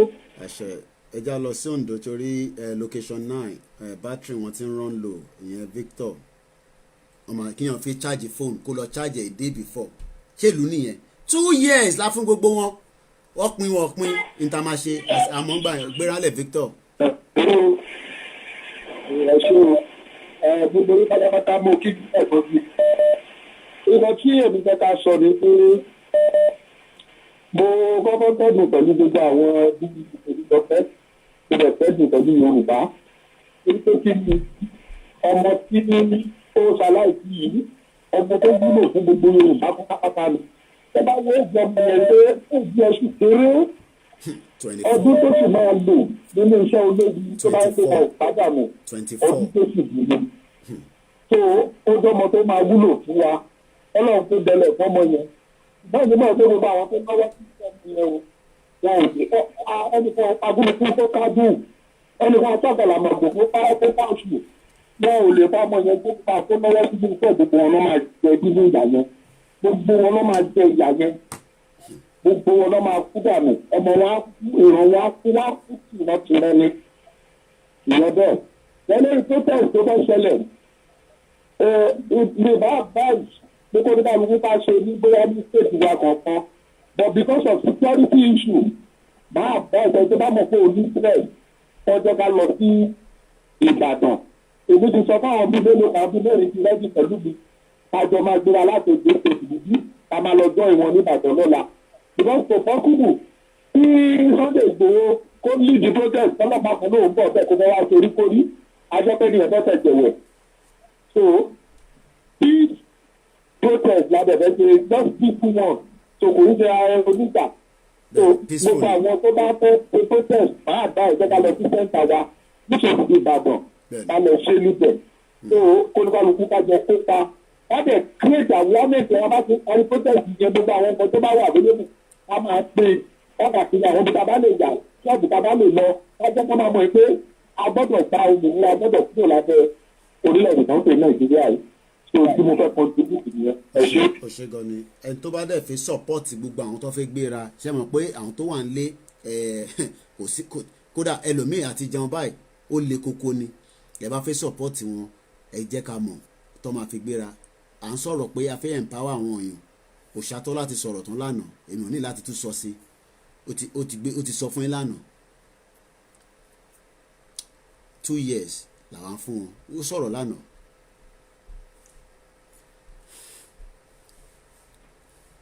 ẹ jẹ́ ń pe mọ́mí wa ní Dublin ẹ jẹ́ ń tó ń pè ẹ jẹ́ ń kọ́kọ́ lọ Dublin náà àwọn abiyamọ nìyẹn màmá wa bè France gbogbo ẹ̀yin màmá mi pátápátá ni mo júbà o ẹgbẹ́ rálẹ̀ mà. wọ́n ń gbọ́ yín mà kétékété. lọ́wọ́ Ẹlẹ́dùmarè àdúró tí wọ́n bá dúró ti ìyá ọmọ tí wọ́n. àmín Jésù. olóògbé náà pa ilẹ̀ Yorùbá wọ́n ní orílẹ̀ wọ́n dẹ̀ ní ọ̀sẹ̀ ló pé àti aláàbò tí ń sọ̀rọ̀ ẹ̀kọ́ ọmọ wọ́n ti rí ọjọ́ ọ̀la ọmọ yẹn wọ́n dẹ̀ mọ̀ pé ọmọ yẹn ó pọ́sibú ẹ̀rí mi sọ fún mi pé ọmọ yẹn á ti tẹ̀ nínú àwọn èèyàn wọn. tọ́pọ̀ ẹ̀rí nígbà tó máa yá tó máa fi replace ọmọ yẹn nítorí pé ọmọ yẹn young gan tí nǹkan tó hold fún destiny tó gbé lọ́wọ́ ọmọ yẹn kéré sí destiny yẹn bẹ̀tẹ̀ yẹn ò kì í kéré sí destiny èèyàn tí nàìjíríà ò bá ṣe destiny killer. mo wá fi gbogbo àkókò yìí torí mò ń wo nǹkan tó lọ nínú ayé ní nàìjíríà yẹn gbogbo àwọn tó jẹ́ àwọn èèyàn pàtàkì wa ní àmì mo ti rí àwọn tó ń resign gbogbo àwọn tó bá wà ní position tó le tó rí pé wọ́n tẹ̀sí láàbù wọn náà ó bẹ́tà kan resign dàgbọ́ wò sí láàbù wọn. ìjọba téèyàn bá ń bá ṣe tí ò benefit ń bẹ̀ ṣé lè pé ikú náà fi ń wá kiri eléyìí tá a máa fi lose láàbù wa bí kò téèyàn kọ́ bá kú kì í ṣe èèyàn pé ló pé gbogbo generation family rẹ̀ ló kú. ó ti pa gbogbo generation yẹn. ṣé tó ń lọ pé èèyàn kọ́ ló bí gbogbo ẹ̀rọ ló sọ́wà. bẹ́ẹ̀ni. now ẹgbẹ́ ṣe wà yìí tó bá jẹ́ orílẹ̀-èdè Europe ni oh my God nǹkan tí ibi tó máa gbé èyí ibi tó máa wà ìṣèlú kékeré the Nàìjíríà ó ti pé àwọn olóògbé náà fẹ́ pa òun náà fẹ́ ọjọ́ ọ̀la wa ni kò ń ṣe fún mi pé ó náà fẹ́ education ní agbára wa àwọn ọjọ́ bàtà mi ṣé lè ṣe ó lè wà ní position tí ọmọ yẹn wà ẹni tí ò ní ọpọlọ ó lè ṣe nǹkan tí ọmọ yẹn ṣe. mass tó wà lórí ẹ̀ ń gbóná àwọn tó tó wà ní ọpọlọ kí ni ọbẹ̀ ọ̀rẹ́dì àti change láti multi sixty láti àwa wà pẹ̀lú. tó fẹ́ máa bí màmá ẹ̀ẹ́dógún kẹ́mi kan kó máa ṣe bá tàdébè káàkiri àwọn òun ṣe ìwọ̀n tó ń tọrọ jẹ. àwọn tó dẹ̀ ń rò wúra tó dà bí bàbá wa ìyá wa tó dúró pé àwọn tó fẹ́ ní àwọn bá kọ yẹ ìyẹn nípa má jẹ́ ká gbà. àtẹ̀gbọ́dọ̀. gbogbo nǹkan tó máa gbà wá gbogbo nǹkan tó máa ná wa agbẹ́dọ̀ nìyẹn. ẹgbẹ́ ká ti ara sí nítorí àwọn tó kù wọ̀ ọ̀mù ní kékeré. lórí bàbá tó ń ṣe àgbèrè yẹn ó ń báàgì lórí Facebook tó ń sọ kìíní kan ó bẹ́ẹ̀ ni ibùdó yẹn sọ kìíní ẹ̀ tó yé mo táwọn nǹkan tó mo lè analyze kìíní ẹ̀ tó di pé kò sẹ́nìbọ̀dì ló lè bá sí nǹkan táwọn fẹ́ padà. So mean 2023 election ó fẹ́ hold pé nǹkan tó bá gbà làwọn máa fi. èèyàn kọ́kọ́ ló ní Nàìjíríà ẹni tó lè kọ́kọ́ ló ní gbogbo dìó Nàìjíríà kọ́ ló ní gbogbo Odùduwà tá à ń fẹ́ yẹn òun là ń fẹ́.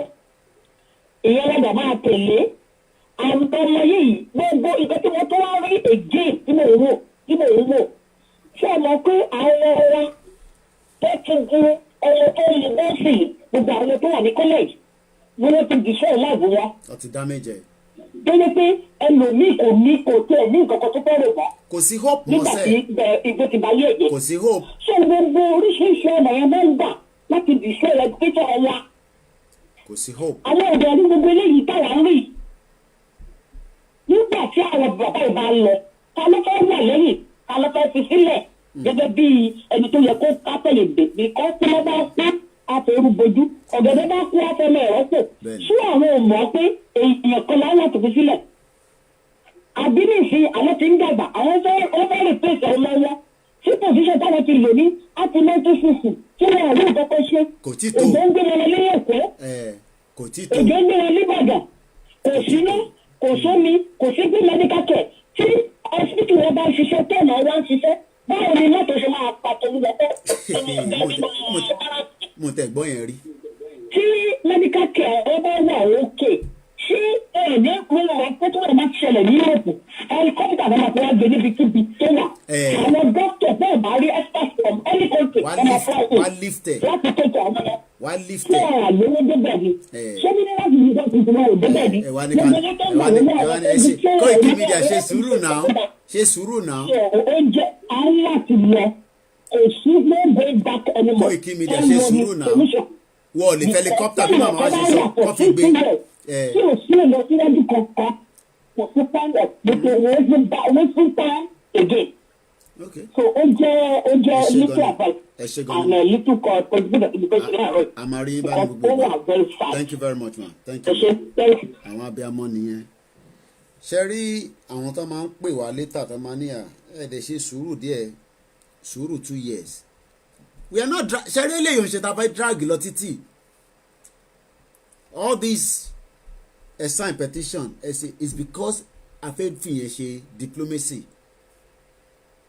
tó bá débi tó yẹ kó dé kò ní sí diplomacy kankan mọ́ fact ni mo ń sọ fún yín yẹn ẹ jẹ́ ká ṣe ní kọ́mọkọ́mọ yá gbéra ńlẹ̀ Matthew.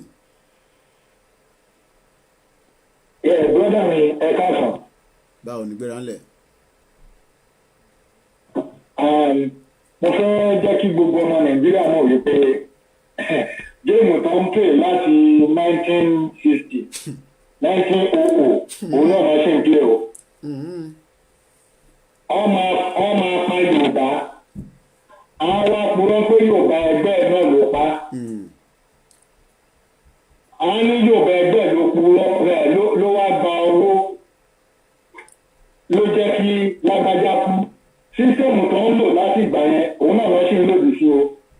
ẹ̀yin ọmọ Yorùbá ẹ má jẹ́ ká gọ́ o. àwọn ọlọ́pàá kò sí béèyàn ṣe lè rìvásì mọ́tò tó máa dé ọ̀dọ̀ ẹni tó fẹ́ kí tó máa wá mú mọ́tò tó máa fi hit yẹ débi pé ẹni ẹ máa wá kú bàbá ńlá rẹ ni. o ò dẹ̀ lè sá eré nínú bára o lè fi mọ́tò ká ẹ̀ ní ẹ̀dá ta ní kò máa fi mọ́tò parí láì ṣe Attorney General kò possible.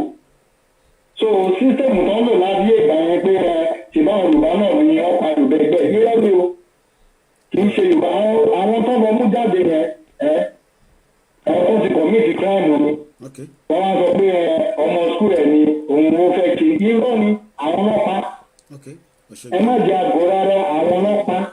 já tó lọ gbé kọ́lù ẹlòmíì ó ṣe gan nítorí àsìkò tó tòmìnira sì fẹ́ gbé as many people kó pè kọ́lé dá sí ẹjá tó lọ sí France àwọn ọmọ mi wà ní France a máa rí gbogbo ìyẹn wa bá ọ Sister Abe mo rí gbogbo yín pátápátá I respect every one of you ẹ fi àdúrà ẹ máa fi tì wá lẹ́yìn ẹ fi tó kú lẹ́fà wá. ẹ káàárọ̀ mọ́ mi ẹ ra mà. ẹ gbéra ńlẹ̀ mà.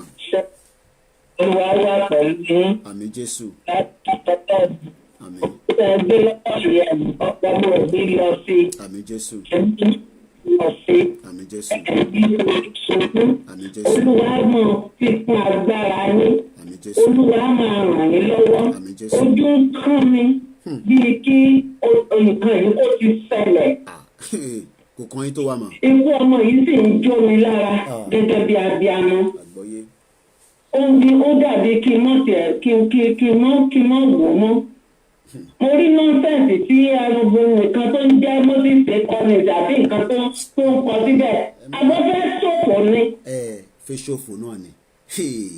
Gbogbo ohun tí àwọn ìdílé Tolúlọpẹ́ tí wọ́n ń go through báyìí, ìdílé rẹ̀ máa go through rẹ̀. Láṣẹ̀dùmarè ọmọ 24 years. Lágbára Ọlọ́run, gbogbo ẹnikẹ́ni tí ò rí ìjà bá ń jà yìí gẹ́gẹ́ bí nǹkan tó tọ́.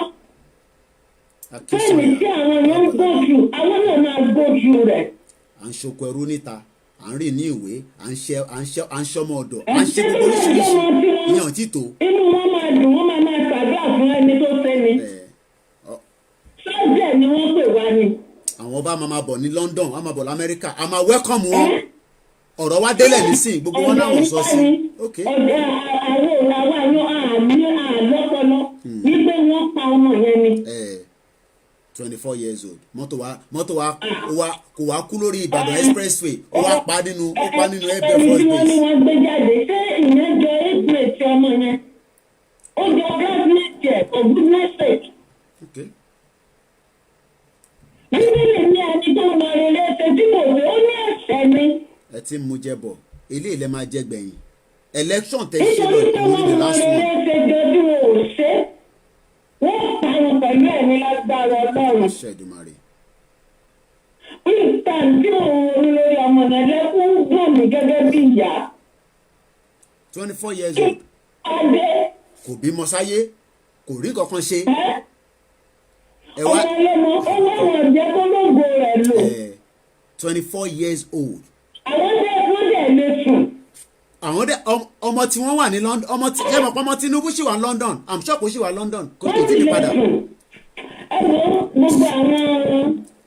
gbogbo àwọn yẹn ẹ jẹ́ ká gbàgbé ẹ jẹ́ àgbé wọn lẹ́nu bẹ̀ ẹ jẹ́ ká gbé tiwọn tì.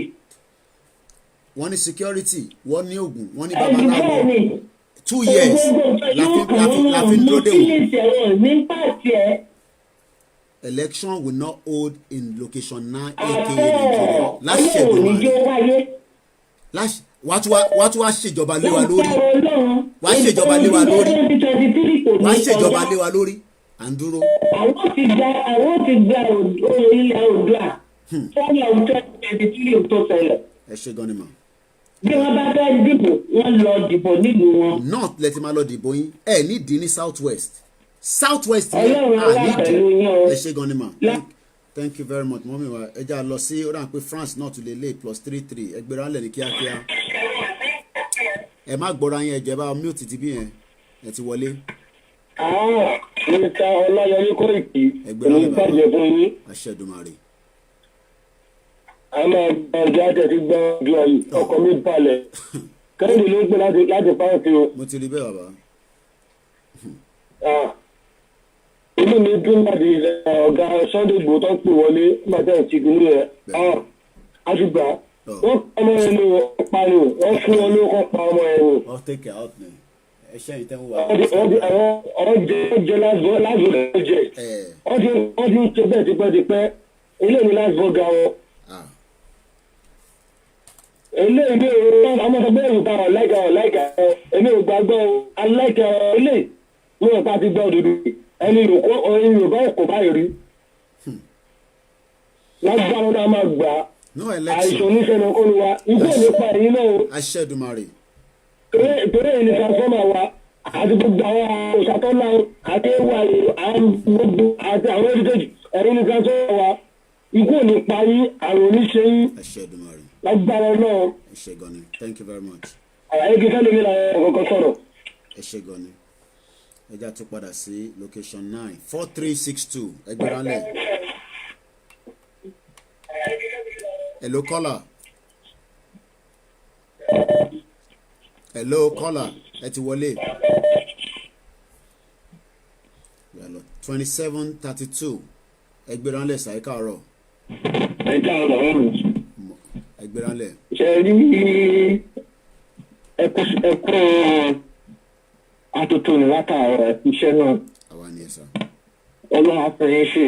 Àṣẹdùmarè. gbogbo àwọn àtàdé ń fọkàn bá ètò yìí lọ. ọlọ́run á pọ̀ máa fi kún ìdílé wa. Àṣẹdùmarè. ṣe rí ó jẹ́ nǹkan tó jẹrí láàánú wípé púpọ̀ náà wọn lídà wa olórí ẹrú ni wọ́n. láti mọ̀ ẹ́ tipẹ́tipẹ́. mo sọ́ọ̀rì láti lo ọ̀rọ̀ yẹn pé olórí ẹrú ni wọ́n. púpọ̀ nù wọn pàápàá ọ̀rọ̀ ọba wa wọ́n ní wọ́n ń borí adé ṣùgbọ́n kí wọ́n jọba lé lórí. àní 2 years la fún gbogbo wọn sẹ́. 2 years. èmi àti ẹni láti yẹ ká máa bèèrè lọ́wọ́ wa pé kí ló jẹra lé lórí. kò sí nǹkan tó ń jọba lé lórí òdì ní pé ìjẹkújẹ wọn ń gbà lọ́wọ́ olóṣèlú. ṣé rí it get to a point mo realize pé kò kí n ṣe politician nìkan ni problem wa o. oríṣiríṣi politician nìkan kẹ̀ wọ́n bẹ lóríṣiríṣi ni olówó Nàìjíríà gan olówó Nàìjíríà ó yẹ kí àwọn èèyàn ti mọ̀ pé olówó Nàìjíríà gan fẹ́ ká lọ. àwọn sá fún ni wọ́n àwọn olówó wa ẹni tó ń sá fún ni wọ́n àwọn politician wa ẹni tó ń sá fún ni wọ́n gbogbo amúnilẹ́rú ni ṣé kékeré ni damage ti Haúsá Fúlàní ṣe lórí ilẹ̀ wa o kékeré ni tá bá wò dáadáa deep down kékeré ni ṣé ìtàn èèyàn wa tó dé èèyàn wa tá a pè lórí wa damage tó ṣe ní láìpẹ́ wa ó pọ̀ ju Haúsá Fúlàní ṣe lọ ṣé ìtàn Haúsá Fúlàní ṣe ó wọ̀n sí gbangba a lè point sí bó ìtàn wọn ṣe fún wa wọ́n hide ni wọ́n hide so gbogbo àṣìṣe wọn àríyìírí me and you àbèrè lọ́wọ́ ara yín pé gbogbo wọn báyìí kí ni iṣẹ́ bá ń ṣe. kí ló bá ti ọba tó pọ̀ tó bẹ́ẹ̀ yẹn. tọ́ba ti ń ṣe kí ni iṣẹ́ tó ń ṣe ok kí ni ẹ̀yẹ kàbí lọ́wọ́ kí ló ń ṣe. wọn ò lọ bí iṣẹ́ ẹ̀kọ́ náà ẹ̀yìn bá yín lọ́wọ́ bí ẹlẹ́dà. ẹ get point mi sà. àgbọ́yé. so gbogbo iṣẹ́ tí èrè orí àwọn èèyàn ọ̀nà ń gbà ló ń jẹ gbogbo ẹ̀tọ́ àwọn èèyàn ló ń gbà tí wọ́n sọ nǹkan fún yẹn níbìlì púpọ̀ náà wọ́n bá yẹn ìjọba yọ ìblọ̀kù máa wà nù wọn nítorí Haúsá desperate débi pé wọ́n lè fi anything Fúlàní wọ́n lè fi anything bribe nítorí power. bẹ́ẹ̀ni kò yẹ pé wọ́n ti ṣe ni ìyẹn ni wọ́n ṣe wọ́n interested gbogbo bá ṣe ń pariwo yẹn wọ́n ní ẹ fà ọmọ yẹn sílẹ̀ ẹ fà ọmọ yẹn sílẹ̀ tó bá yá dákẹ́ nù. ọ̀rọ̀ ọmọ àlè Yorùbá kan wà láàárín wa tó jẹ́ pé alálẹ̀ Yorùbá ó máa bí wọ́n àfi tó yẹ pé nǹkan tá à ń ṣe èyí à ń ṣe nítorí ara wa ló kù nítorí èmi àti yín àti jẹ àti yó bó àwọn bí ọjọ́ ọ̀la wa ṣe fẹ́ rí in the next 40 years in the next 30 years igbó ni structure wo Nàìjíríà fẹ́ wà. báwa bá tẹ̀ náà lọ́lé sáwọn ọmọ tàbí náà wọ́n gbọ́dọ̀ má lọ́lé sọkọ́ kí ìran wọn kó kú sí ìlú òyìnbó táwa bá tẹ̀ sọ pé à lọ́lé pẹ̀lú analysis mi research mi tí mo ti ṣe wípé àwa táwa ń lọ òyìnbó bá a múra ká bẹ̀rẹ̀ sí àwọn èèyàn wá lé ká bẹ̀rẹ̀ sí tẹ̀wọ̀n nú ká bẹ̀rẹ̀ sí fáwọn ìgbésẹ̀ tá a ṣe ó máa bó sí ìlú ìbò ní ìbò ló máa jẹ̀rí ẹ̀ kò ń ṣèpè. kò sí it's a practical thing ẹni ká wọ́n láti sẹ́ dáadáa because by then ní security lè padà lọ́lé owó tá a ti invest lè withdraw kó circulation. o lè lọ lé ìjọba lè withdraw kó ìjọba kó lọ kó save. so ó bẹ́tà káwa kọ́ lọ tu wèrè yẹn sílẹ̀ káwọn èèyàn lè wálé tá a bá tu gbogbo wèrè yẹn kalẹ̀ sílẹ̀ àwọn èèyàn wálé ńgbà yẹn but ilé ò ṣe lọ nísìn so 2 years òun la fún gbogbo àwọn Professor Banji gbogbo àwọn ẹlẹgbẹ́ Atafẹ́nifẹ́re gbogbo wọn pátápátá 2 years after 2 years àní gbọ́n kankan mọ́. Yorùbá ti ní ẹgbẹ́ jù. àní gbogbo àní kọ́tẹ̀ fìyẹn sílẹ̀ 2 years la fún gbogbo wọn eléyìí ń ṣe máa ẹsẹ̀ ń dúró kí ẹ̀kọ́ kọ statement kan bàbá kan máa sọ̀rọ̀ níbì kan àwa at 42 years old. at 42 years old. ṣé education ló gbé wọn lọ sí lójú kọjọ yẹn. èmi ò ní jókòó sí ìlú yìí máa sọ gbogbo eléyìí mọ́ èmi ò ní jókòó sí ìlú yìí máa sọ gbogbo eléyìí mọ́ àṣẹmẹyẹ bọ̀ lẹ́pọ̀ díẹ̀díẹ̀ ni bàbá ẹja fún lómi láyé kó lè kóráyè pé. bẹ́ẹ̀ ni ẹ̀jẹ̀ ẹ̀mí a máa ka àwọn ọ̀nà yẹn. ẹ ṣe gan ni. bẹ́ẹ̀ ni ẹ ṣe sà ẹ sà ṣe sà. ẹja tó torí ẹni yẹn sì wà lórí afẹ́fẹ́ ó ti lọ ẹja ń pọn. ẹ rò pé Koiki Media ó máa wà lórí Facebook for live tó máa sọ̀rọ̀. hello. ẹ gbéra lẹ́ mà. ẹ kú ètò. ètò ni ẹ mà. mo ti pè yín táwọn ọkọ̀ rẹ̀ jẹ̀. mo máa make sure pé gbogbo obìnrin tó bá ti ń pè báyìí máa ń fi ọmọ ní kóòdù kan tí máa ń fi ṣe obìnrin láti kọ́kọ́ wọlé before ọkùnrin ẹ má bínú mà. kò sí pọ́blẹ́mù ẹ kú ètò olúwa bá wa tó odò àgbẹ̀ gbogbo wa gbogbo ń tà béèrè fún Ọlọ́run máa ṣe fún wa lágbára Ọlọ́run ilẹ̀ yẹn Ọlọ́run á mú wa débẹ̀. nǹkan tí mo fẹ́ dá sí ni wípé nínú ọ̀rọ̀ tí bàbá ìmáàmù tí wọ́n sọ ni mo fẹ́ dá sí. wọ́n ní ọmọdé pa àgbàdo la fi dá Ilé Ifẹ̀. nínú ọ̀rọ̀ wọn tí wọ́n sọ gbólóhùn nǹkan èèyàn fẹ́ mọ̀ pé mú gbogbo wa náà la máa mú àtàwa la máa mú àìdíà wa bí oníkálukú ṣe ní ọgbọ́n ẹ̀sìn náà láti máa sọ àárín àgéǹsì ẹni bọ́dì. tó tẹ́ mọ́ nínú ọ̀rọ̀ kan tí wọ́n sọ nínú gbólóhùn wọn bẹ́yẹn wọ́n ní àwọn mùsùlùmí wípé àti àwọn ẹlẹ́sìn àbáláyé kí ló dé tí wọn fi dárúkọ sí mùsùlùmí àti ẹlẹ́sìn àbáláyé nìkan ló fẹ́ gba Oòduà tó kírísítẹ́nì wọn nípa láti gba Oòduà. wọ́n ní àwọn mùsùlùmí gbogbo ẹ̀ náà ni wọ́n ṣàdúró tí ó fi lápapọ̀ àti àwọn ẹlẹ́sìn àbáláyé kẹ́rí tá a bá mú kúrò nínú ìjà ẹ̀sìn tá à ń jà yìí Ọlọ́run á gba gbogbo wa ní ìsọ̀sọ́kúsọ ní gbogbo ọjọ́ ayé mi positive ló máa ń jáde ní ẹnu mi èmi gbàgbọ́ nínú Ọlọ́run pé Ọlọ́run á bá wa sí gbogbo ẹ̀ á sí láti yè á dẹ̀ yanjú. peacefully. kẹ́rí nípa àwọn Tinubu kò ṣe Ọbásanjọ́ tí wọ́n ń dárúkọ yẹn ṣe mọ̀ pé nínú pọ́ìntì tí bàbá yẹn torí tẹ bá ń ṣe ètò èmi máa ń gbé ìlú kalẹ̀ ní tí mo máa ń kọ pọ́ìntì tí mo bá rí dì mú. so ṣe rí nínú ọ̀rọ̀ tí wọ́n sọ wípé Ọbásanjọ́ kílẹ̀ tí ń porúkọ Tinubu àtàwọn tó kù bẹ́ẹ̀ bẹ́ẹ̀ lọ àwọn òṣèlú tí wọ́n ṣòṣèlú ṣe mọ̀ pé wọ́n sọ gbólóhùn kan bẹ́ẹ̀ wọ́n ní kì í ṣe gbogbo ọ̀rọ̀ lèèyàn gbọ́dọ̀ máa sọ lórí afẹ́fẹ́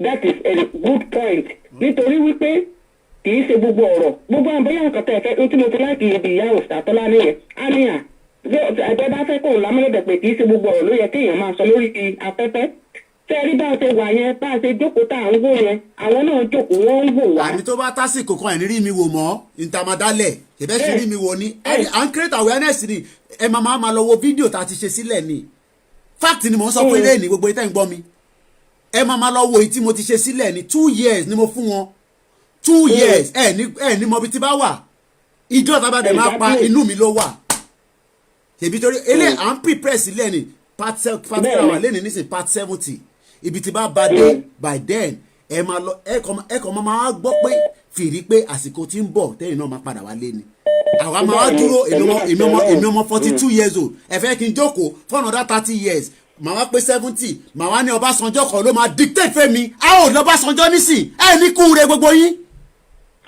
a ò ní Ọbásanjọ́ how old is Ọbásanjọ́ Ọbásanjọ́ is in his 80s ẹ ṣe gan ni mọ́mì mi how old is Ọbásanjọ́ màá wá sì máa dúró pé Ọbásanjọ́ ló mọ international community kan hàn ní ìyẹ̀wò lẹ́ẹ̀mejì èbí gbogbo alájọ nílùú a máa fọ́ gbogbo ẹ̀ wẹ́wẹ́wẹ́ ni àwa ní gbogbo alájọ ní Nàìjíríà yes international community ló ní Nàìjíríà ni I will not sit here in UK at some point I will not be in UK at some point ẹ tí mò ń tó ń bọ̀ ẹ jẹ́ ń lọ sí Germany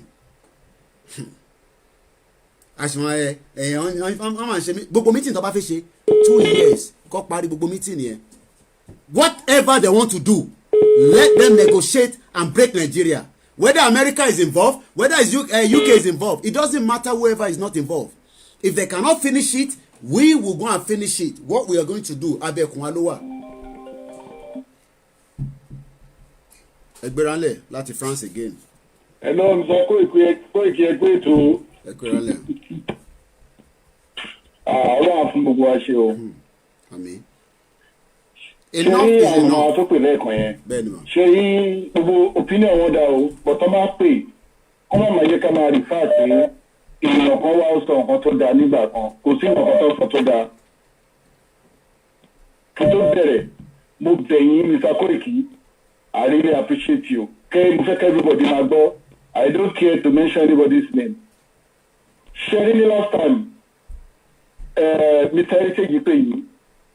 Ó sọ̀rọ̀, àwọn bàbá yẹn kan táwọn ọmọ ọ̀fọ̀ tó ń kí ẹ̀rọ ti fi hàn wọ́n. Ẹjọ́ tí Ọlọ́run next time bá fẹ́ pè. Bọ́yìí máa ń ṣe lórí platform wọn nìyẹn. Kọ́ máa sọ fún yín, àfẹ́rẹ́ story yẹn kọ́ máa exist lọ́dọ̀ yín mọ́. Kò sí bàbá kan tó ń pe anybody tó sọ kankan tó wà tangible for anybody. Yẹ ti gbọ́ mi, ẹjọ́ tó lọ́lọ́run, we are in, we are not for out. Bí nǹkan tẹ́ máa ń sọ, kò sẹ́ni tá a dágbére tá a máa fi dẹ́kun. Moving train lélẹ̀ yìí. Ìyẹn sọ èmi mọ̀, oníkálukú fi pamọ́ sínú ẹ̀ ní. Moving train. Ṣé ní bàbá tó wá láàárọ̀ yìí? Ìtí mo move nísìn, ẹ̀ tí understand it. Moving train ni mo move. Tí máa yẹ sọ tí mo gbọ́ Gani Adams mention ẹ̀ bí.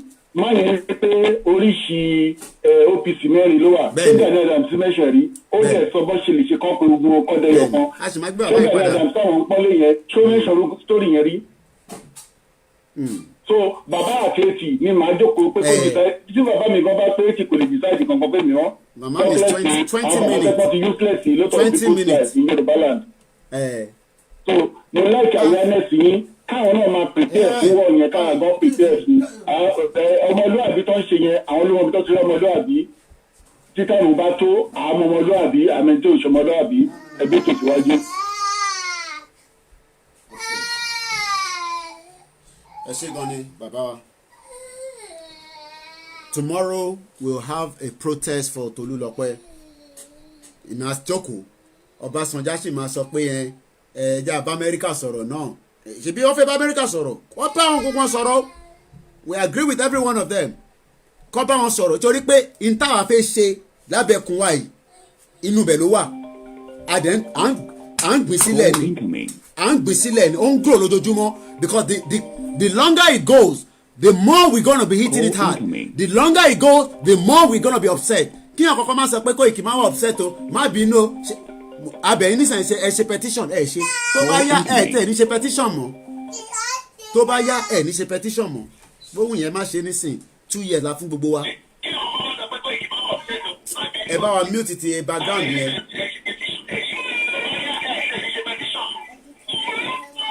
ẹni tó ń pè yẹn ẹ tí fẹ́ bá wa sọ̀rọ̀ ẹ jọ ẹ bá fẹ́ bá wa sọ̀rọ̀ ni nígbà tẹ́ bá ti pè tá a bá ti gbé ẹ mute ti background kò sí point ká máa gbọ́ra wa. à ń bẹ̀ wọ́n ẹ sọ fún wọn pé mò ń bẹ̀ wọ́n nísìn pé kọ́ sórí à ń dìlé aláti kọ́kọ́ báyọ̀ kan sọ̀rọ̀ lamẹ́ríkà UN mo ti gbọ́ a ti gbọ́ la máa sọ ẹ gbéra lẹ̀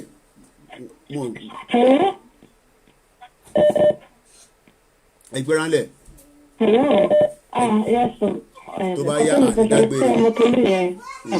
okoro ni o wọ́n dẹ̀ mú ọmọ lọ́mọ wọ́n dẹ̀ pàdánù all because of some people's selfish interest. Selfish interest wọ́n pa. Very selfish interest wọ́n dẹ̀ mú ọmọ lọ́mọ àtàkùn. gbogbo àwọn Yorùbá leaders tẹ́ ń sọ yẹn wọ́n máa mọ̀ ń pa ikú ọmọ yẹn àwọn Yorùbá leaders náà sọ yẹn wọ́n máa mọ̀ ń pa ẹ̀ àwọn Yorùbá leaders yẹn. kí ẹ̀ka wa ti lé kúrò ní Nàìjíríà ta sọ́wọ́ sí ìlú òyìnbó tá à ń ṣiṣẹ́ bẹ́ẹ̀ ló ń bì báyìí. àyẹ̀wò tí mo wà yìí èrò òyìnbó kan ló wá bá mi ló ń sọ̀rọ̀ mi pé àwọn ń ṣe rìsáàtì kan nǹkan tí mo dẹ̀ gbọ́ ó dẹ̀ bá fún mi gan-an ó bá mi nínú jẹ́ tí ó dá ó ní àwọn obìnrin Nàìjíríà káwọn àmì báyìí ìṣàṣẹwó ló ń ṣe ń sẹ́yìn yàyà ti tipẹ́tipẹ́ nílùú òyìnbó ní láti bá fún yín wá survive wá rówó. and I was so pained like oh dude why and if tí ìlú bá da sáwọn èèyàn máa ṣá kúrò ní Nàìjíríà wọ́n ṣe lóyìn tó wọ́n máa ṣiṣẹ́ bí ẹgbẹ́ mi. sọ fẹ́ kémi náà tún pẹ́ kí n wà ní bíbá fún 7 ọ̀nà kí n wà ní kí 30 years kó tún gun orí mi so that egungun mi kò ní wá le bí ti tẹ́lẹ̀ mọ́ ẹ mọ̀ pé àwọn màmá wa tó ń pè ní sí ó dùn ó pé àwọn ò ní padà sílé gbogbo àwọn ọmọ mi wá tó wò wá ó yẹ kó wà nílé ni kó wà nílẹ̀ Yorùbá kọ́kàn wọn balẹ̀ wọ́n lè lọ lé ilé òun náà dà ilé dà tó fi lọ ilé ọ̀hún dà. ẹ̀mí láwùjọ àwọn ìrírí fúnra àwọn Yorùbá àti Ìgbò lọ́mọ máa rí tó ń ṣiṣẹ́ bí ẹrú nílùú Ìgbò.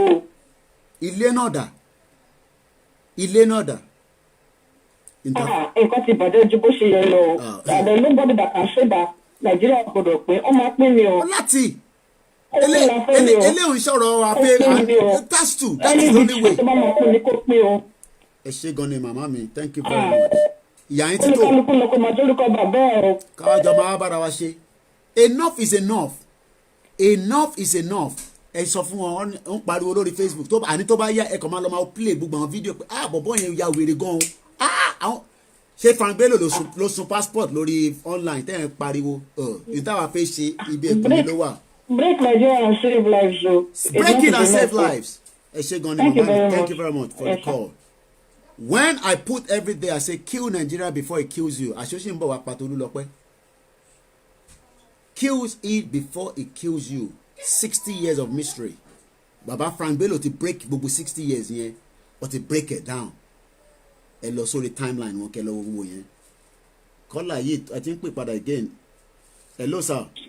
60 years of mystery Baba Frank Bello ti break gbogbo 60 years yẹn hello kọ́là.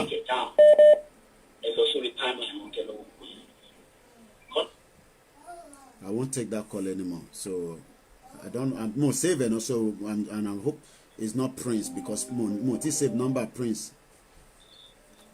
Hello Prince. Hello ta ló sọ̀rọ̀. Hello.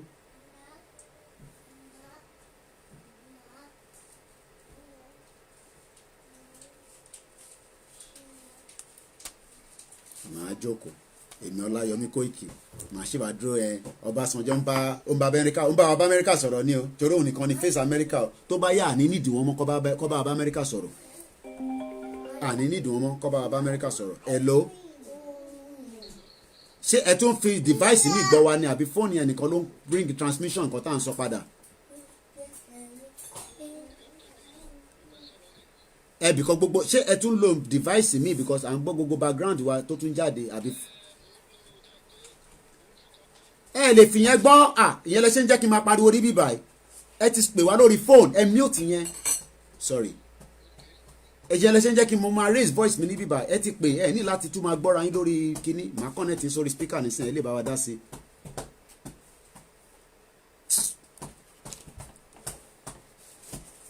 ẹ ń lo device méjì ẹ ti fi kan pè wá ẹ tún fi máa gbọ́ra yín kí lẹ fi máa gbọ́ra yín fún. màá dúró kí Ọbásanjọ́ gbogbo tó Ọbásanjọ́ fẹ́ ṣe kó bá wa negotiate nísìn after 2 years kọ́lọ́n lọ́rọ̀ ẹ̀mí ẹ̀ lèmi máa sọ ojú gbogbo wa ló máa ṣe ní dágbére ká tó kúrò níbi táwa ẹgbẹ́ dálẹ̀ tó ń pè wá. ẹ káàárọ̀ ẹ kú dájú.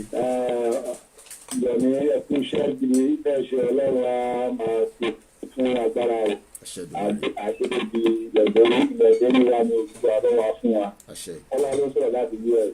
bẹ̀gbọ́n mi ẹ má bínú mo save number yín ma save after the call ẹgbẹ́ dálẹ̀ sà. kò sí problem ẹni táwọn kan mo pè pé táwọn olórí burúkú ẹ bá wá sí ká máa nà wọn ká máa lé wọn padà sílé. ẹ wo nǹkan tó ṣẹlẹ̀ nǹkan tí mo kà láàárọ̀ yìí nípa ẹgbẹ́ ìmájú is now supporting Nnamdi Kanu and asking people to study the issue of Igbo 2023 presidency. So also support the Biafra now. Even olórí burúkú somebody Ọbásanjọ́ and supporting Biafra for paper 12 2020. kí ni bàbá ẹni sùúrù kí ni bàbá Ọbásanjọ́ ń bẹ̀rù láti sọ pé ṣé pé kí Nàìjíríà ìgbà wọn ní Nàìjíríà ò ní pín kí ló ń bẹ̀rù at his age láti sọ pé Nàìjíríà sẹ Yorùbá people are going ọ fẹ́ palẹ̀ méjì ni ọmọ kọ̀ọ̀kan lọ́pàá nísìn kalẹ̀ at 80 plus kò tí lè sọ jáde lẹ́nu pé no stop it.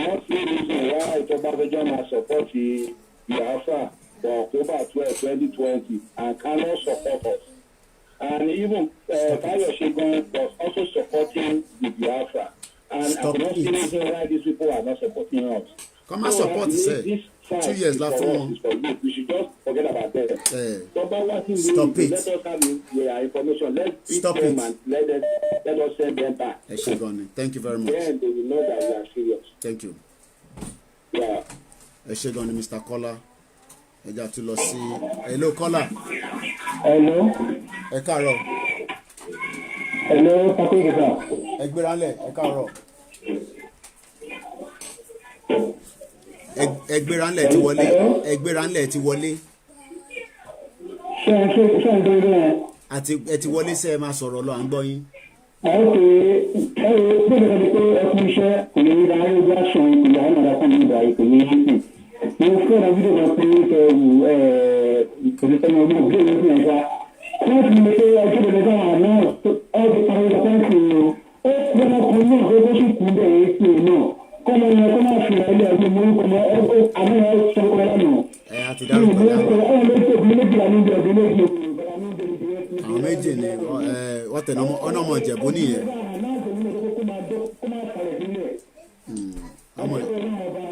No problem.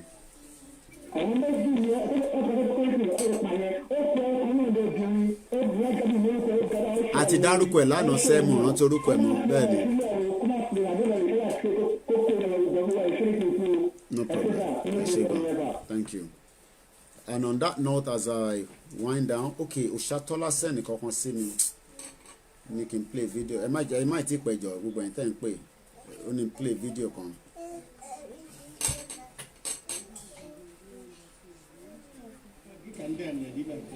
You see, the flag is even tired of the country. The flag is torn into pieces. This is the sign of disunity. This is the sign the country is telling you it doesn't want to stay together anymore. Break it now. Kill Nigeria now before it kills you. This is Nigeria Embassy in Rome. This is the Nigeria Embassy in Rome. You see, the flag is even tired of the country. The flag is torn into pieces. This is the sign of disunity. This is the sign the country is telling you it doesn't want to stay together anymore. Break it now. Kill Nigeria now before it kills you. You have to. This is Nigeria. You have to kill it before it kills you. Thank you very much, Oshatola. ní pé ọmọlúàbí kan gbogbo yẹn máa da gbogbo ọmọlúàbí wèrè kan nù àdúró kíyà máa jà àwọn èèyàn kó máa jà àwọn èèyàn so yẹn lẹ fẹ́ ká máa fàágùn wọ́n máa negotiate ní o wọ́n máa níta máa ṣe abẹ́kùn wa ló wà. On that note, I say thank you very much to everyone that have joined us this morning. let me call Tosin ó ti pè láti Russia mo kàn try láti wá àwọn tó ti ẹni tẹ́ bá ti pè tẹ́lẹ̀ jẹ́ máì ti pè jẹ́ ká wo bí a ṣe lè pè é so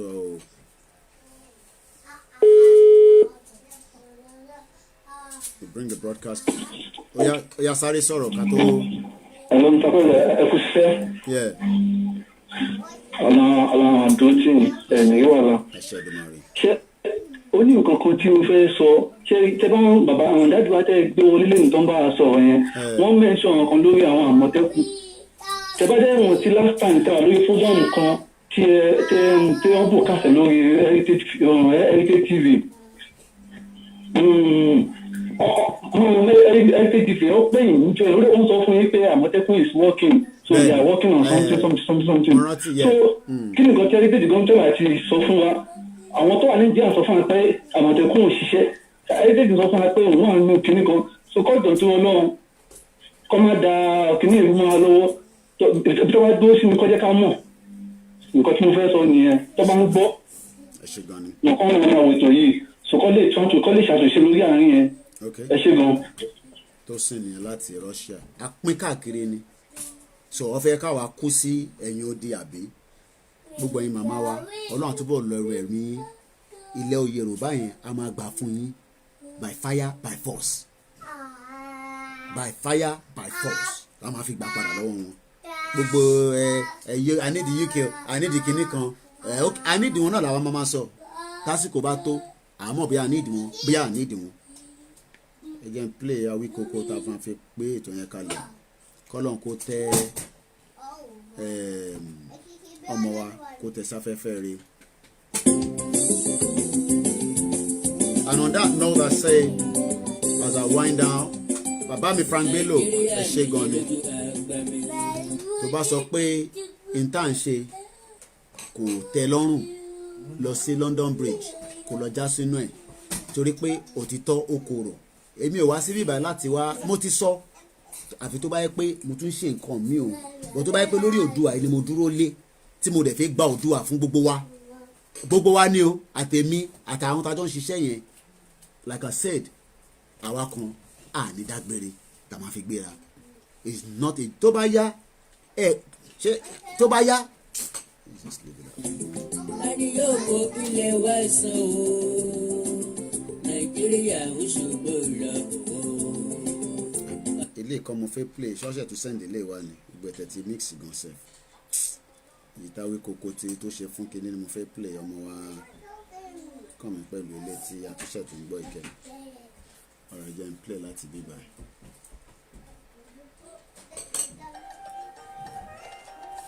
Oorun ńlá lẹ dá, oorun ńlá lẹ dá, oorun ńlá lẹ dá, tẹ́ pa Tolú.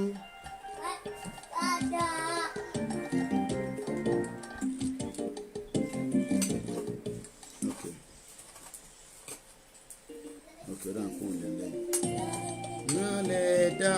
On that note, I will not be on tonight.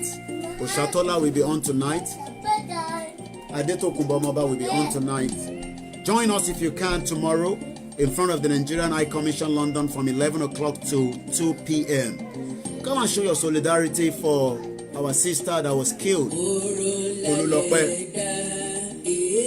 It's going to take place as well in Ibadan. My name has not changed.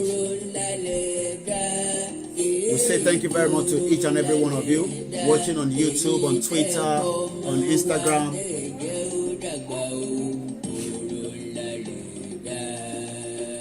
Everyone wanted to play politics with Amoteku Benny.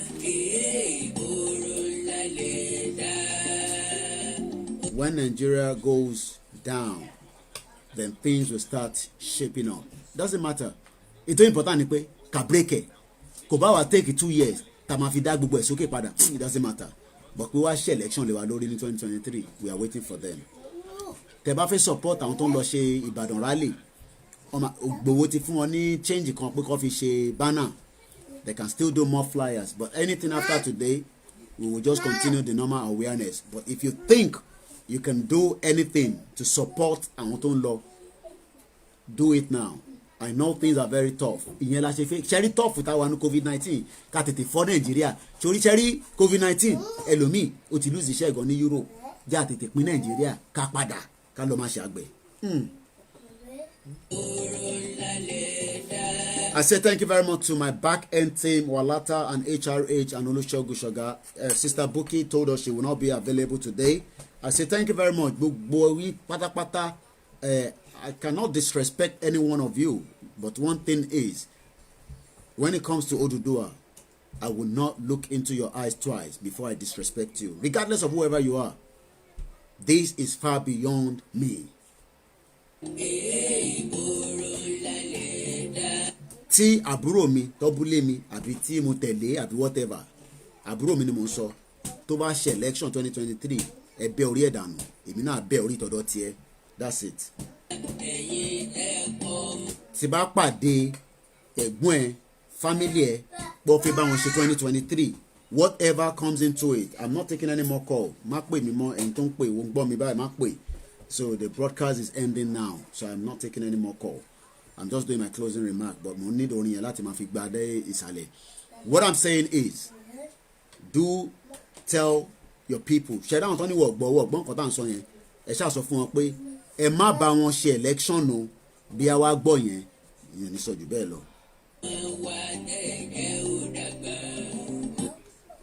Ọláyọmí Kóìkì lèmi ń jẹ́. Kóìkì ni mò ń jẹ́. Kóìkì òun ni mò ń jẹ́. We are coming.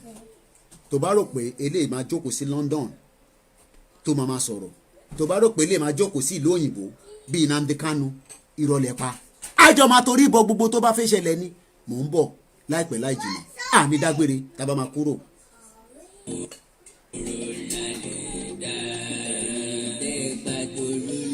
má compare ilé sí àwọn Biafra má compare mi sí Nnamdi Kanu. Nnamdi Kanu jókòó síta àwọn ò ní jókòó síta pípẹ́ à ń bọ̀ ìsàlẹ̀ ń bẹ̀ gbogbo àjọ máa forí fọ́ ni ṣé wọ́n ní wèrè yẹn náà à ń gbé bọ̀ àjọ wá da gbogbo ẹ̀rú international community wà wá bá wa pín láìpẹ́ láì jìnnà. Olúwa tó yẹ ọmọ olóko nkẹ́ òrò lálẹ́ dá ẹ̀yin tẹ́ pọ̀ mọ́ wá tẹ́ jẹ́ ó dàgbà ó. Ayé lé o ìbò sí o ayé dorí kodò. ẹ̀yin tẹ́ ń wò wá lórí YouTube mo ti ń yọ líǹkì yẹn kúrò mo ń yọ lẹ́ẹ̀kọ̀ọ̀kan so ẹ lè má rí broadcast yẹn mọ́ máa pa ti Facebook náà very soon kíyàn kankan má pè mọ́ ẹ jẹ́ ká kọ gbọ́rin yẹn díẹ̀ sí mi. o kò yẹ mi tó níbo la ń lọ ènìyàn oṣù mi yé ibi sáàpá máa gbà ó kò yé mi o.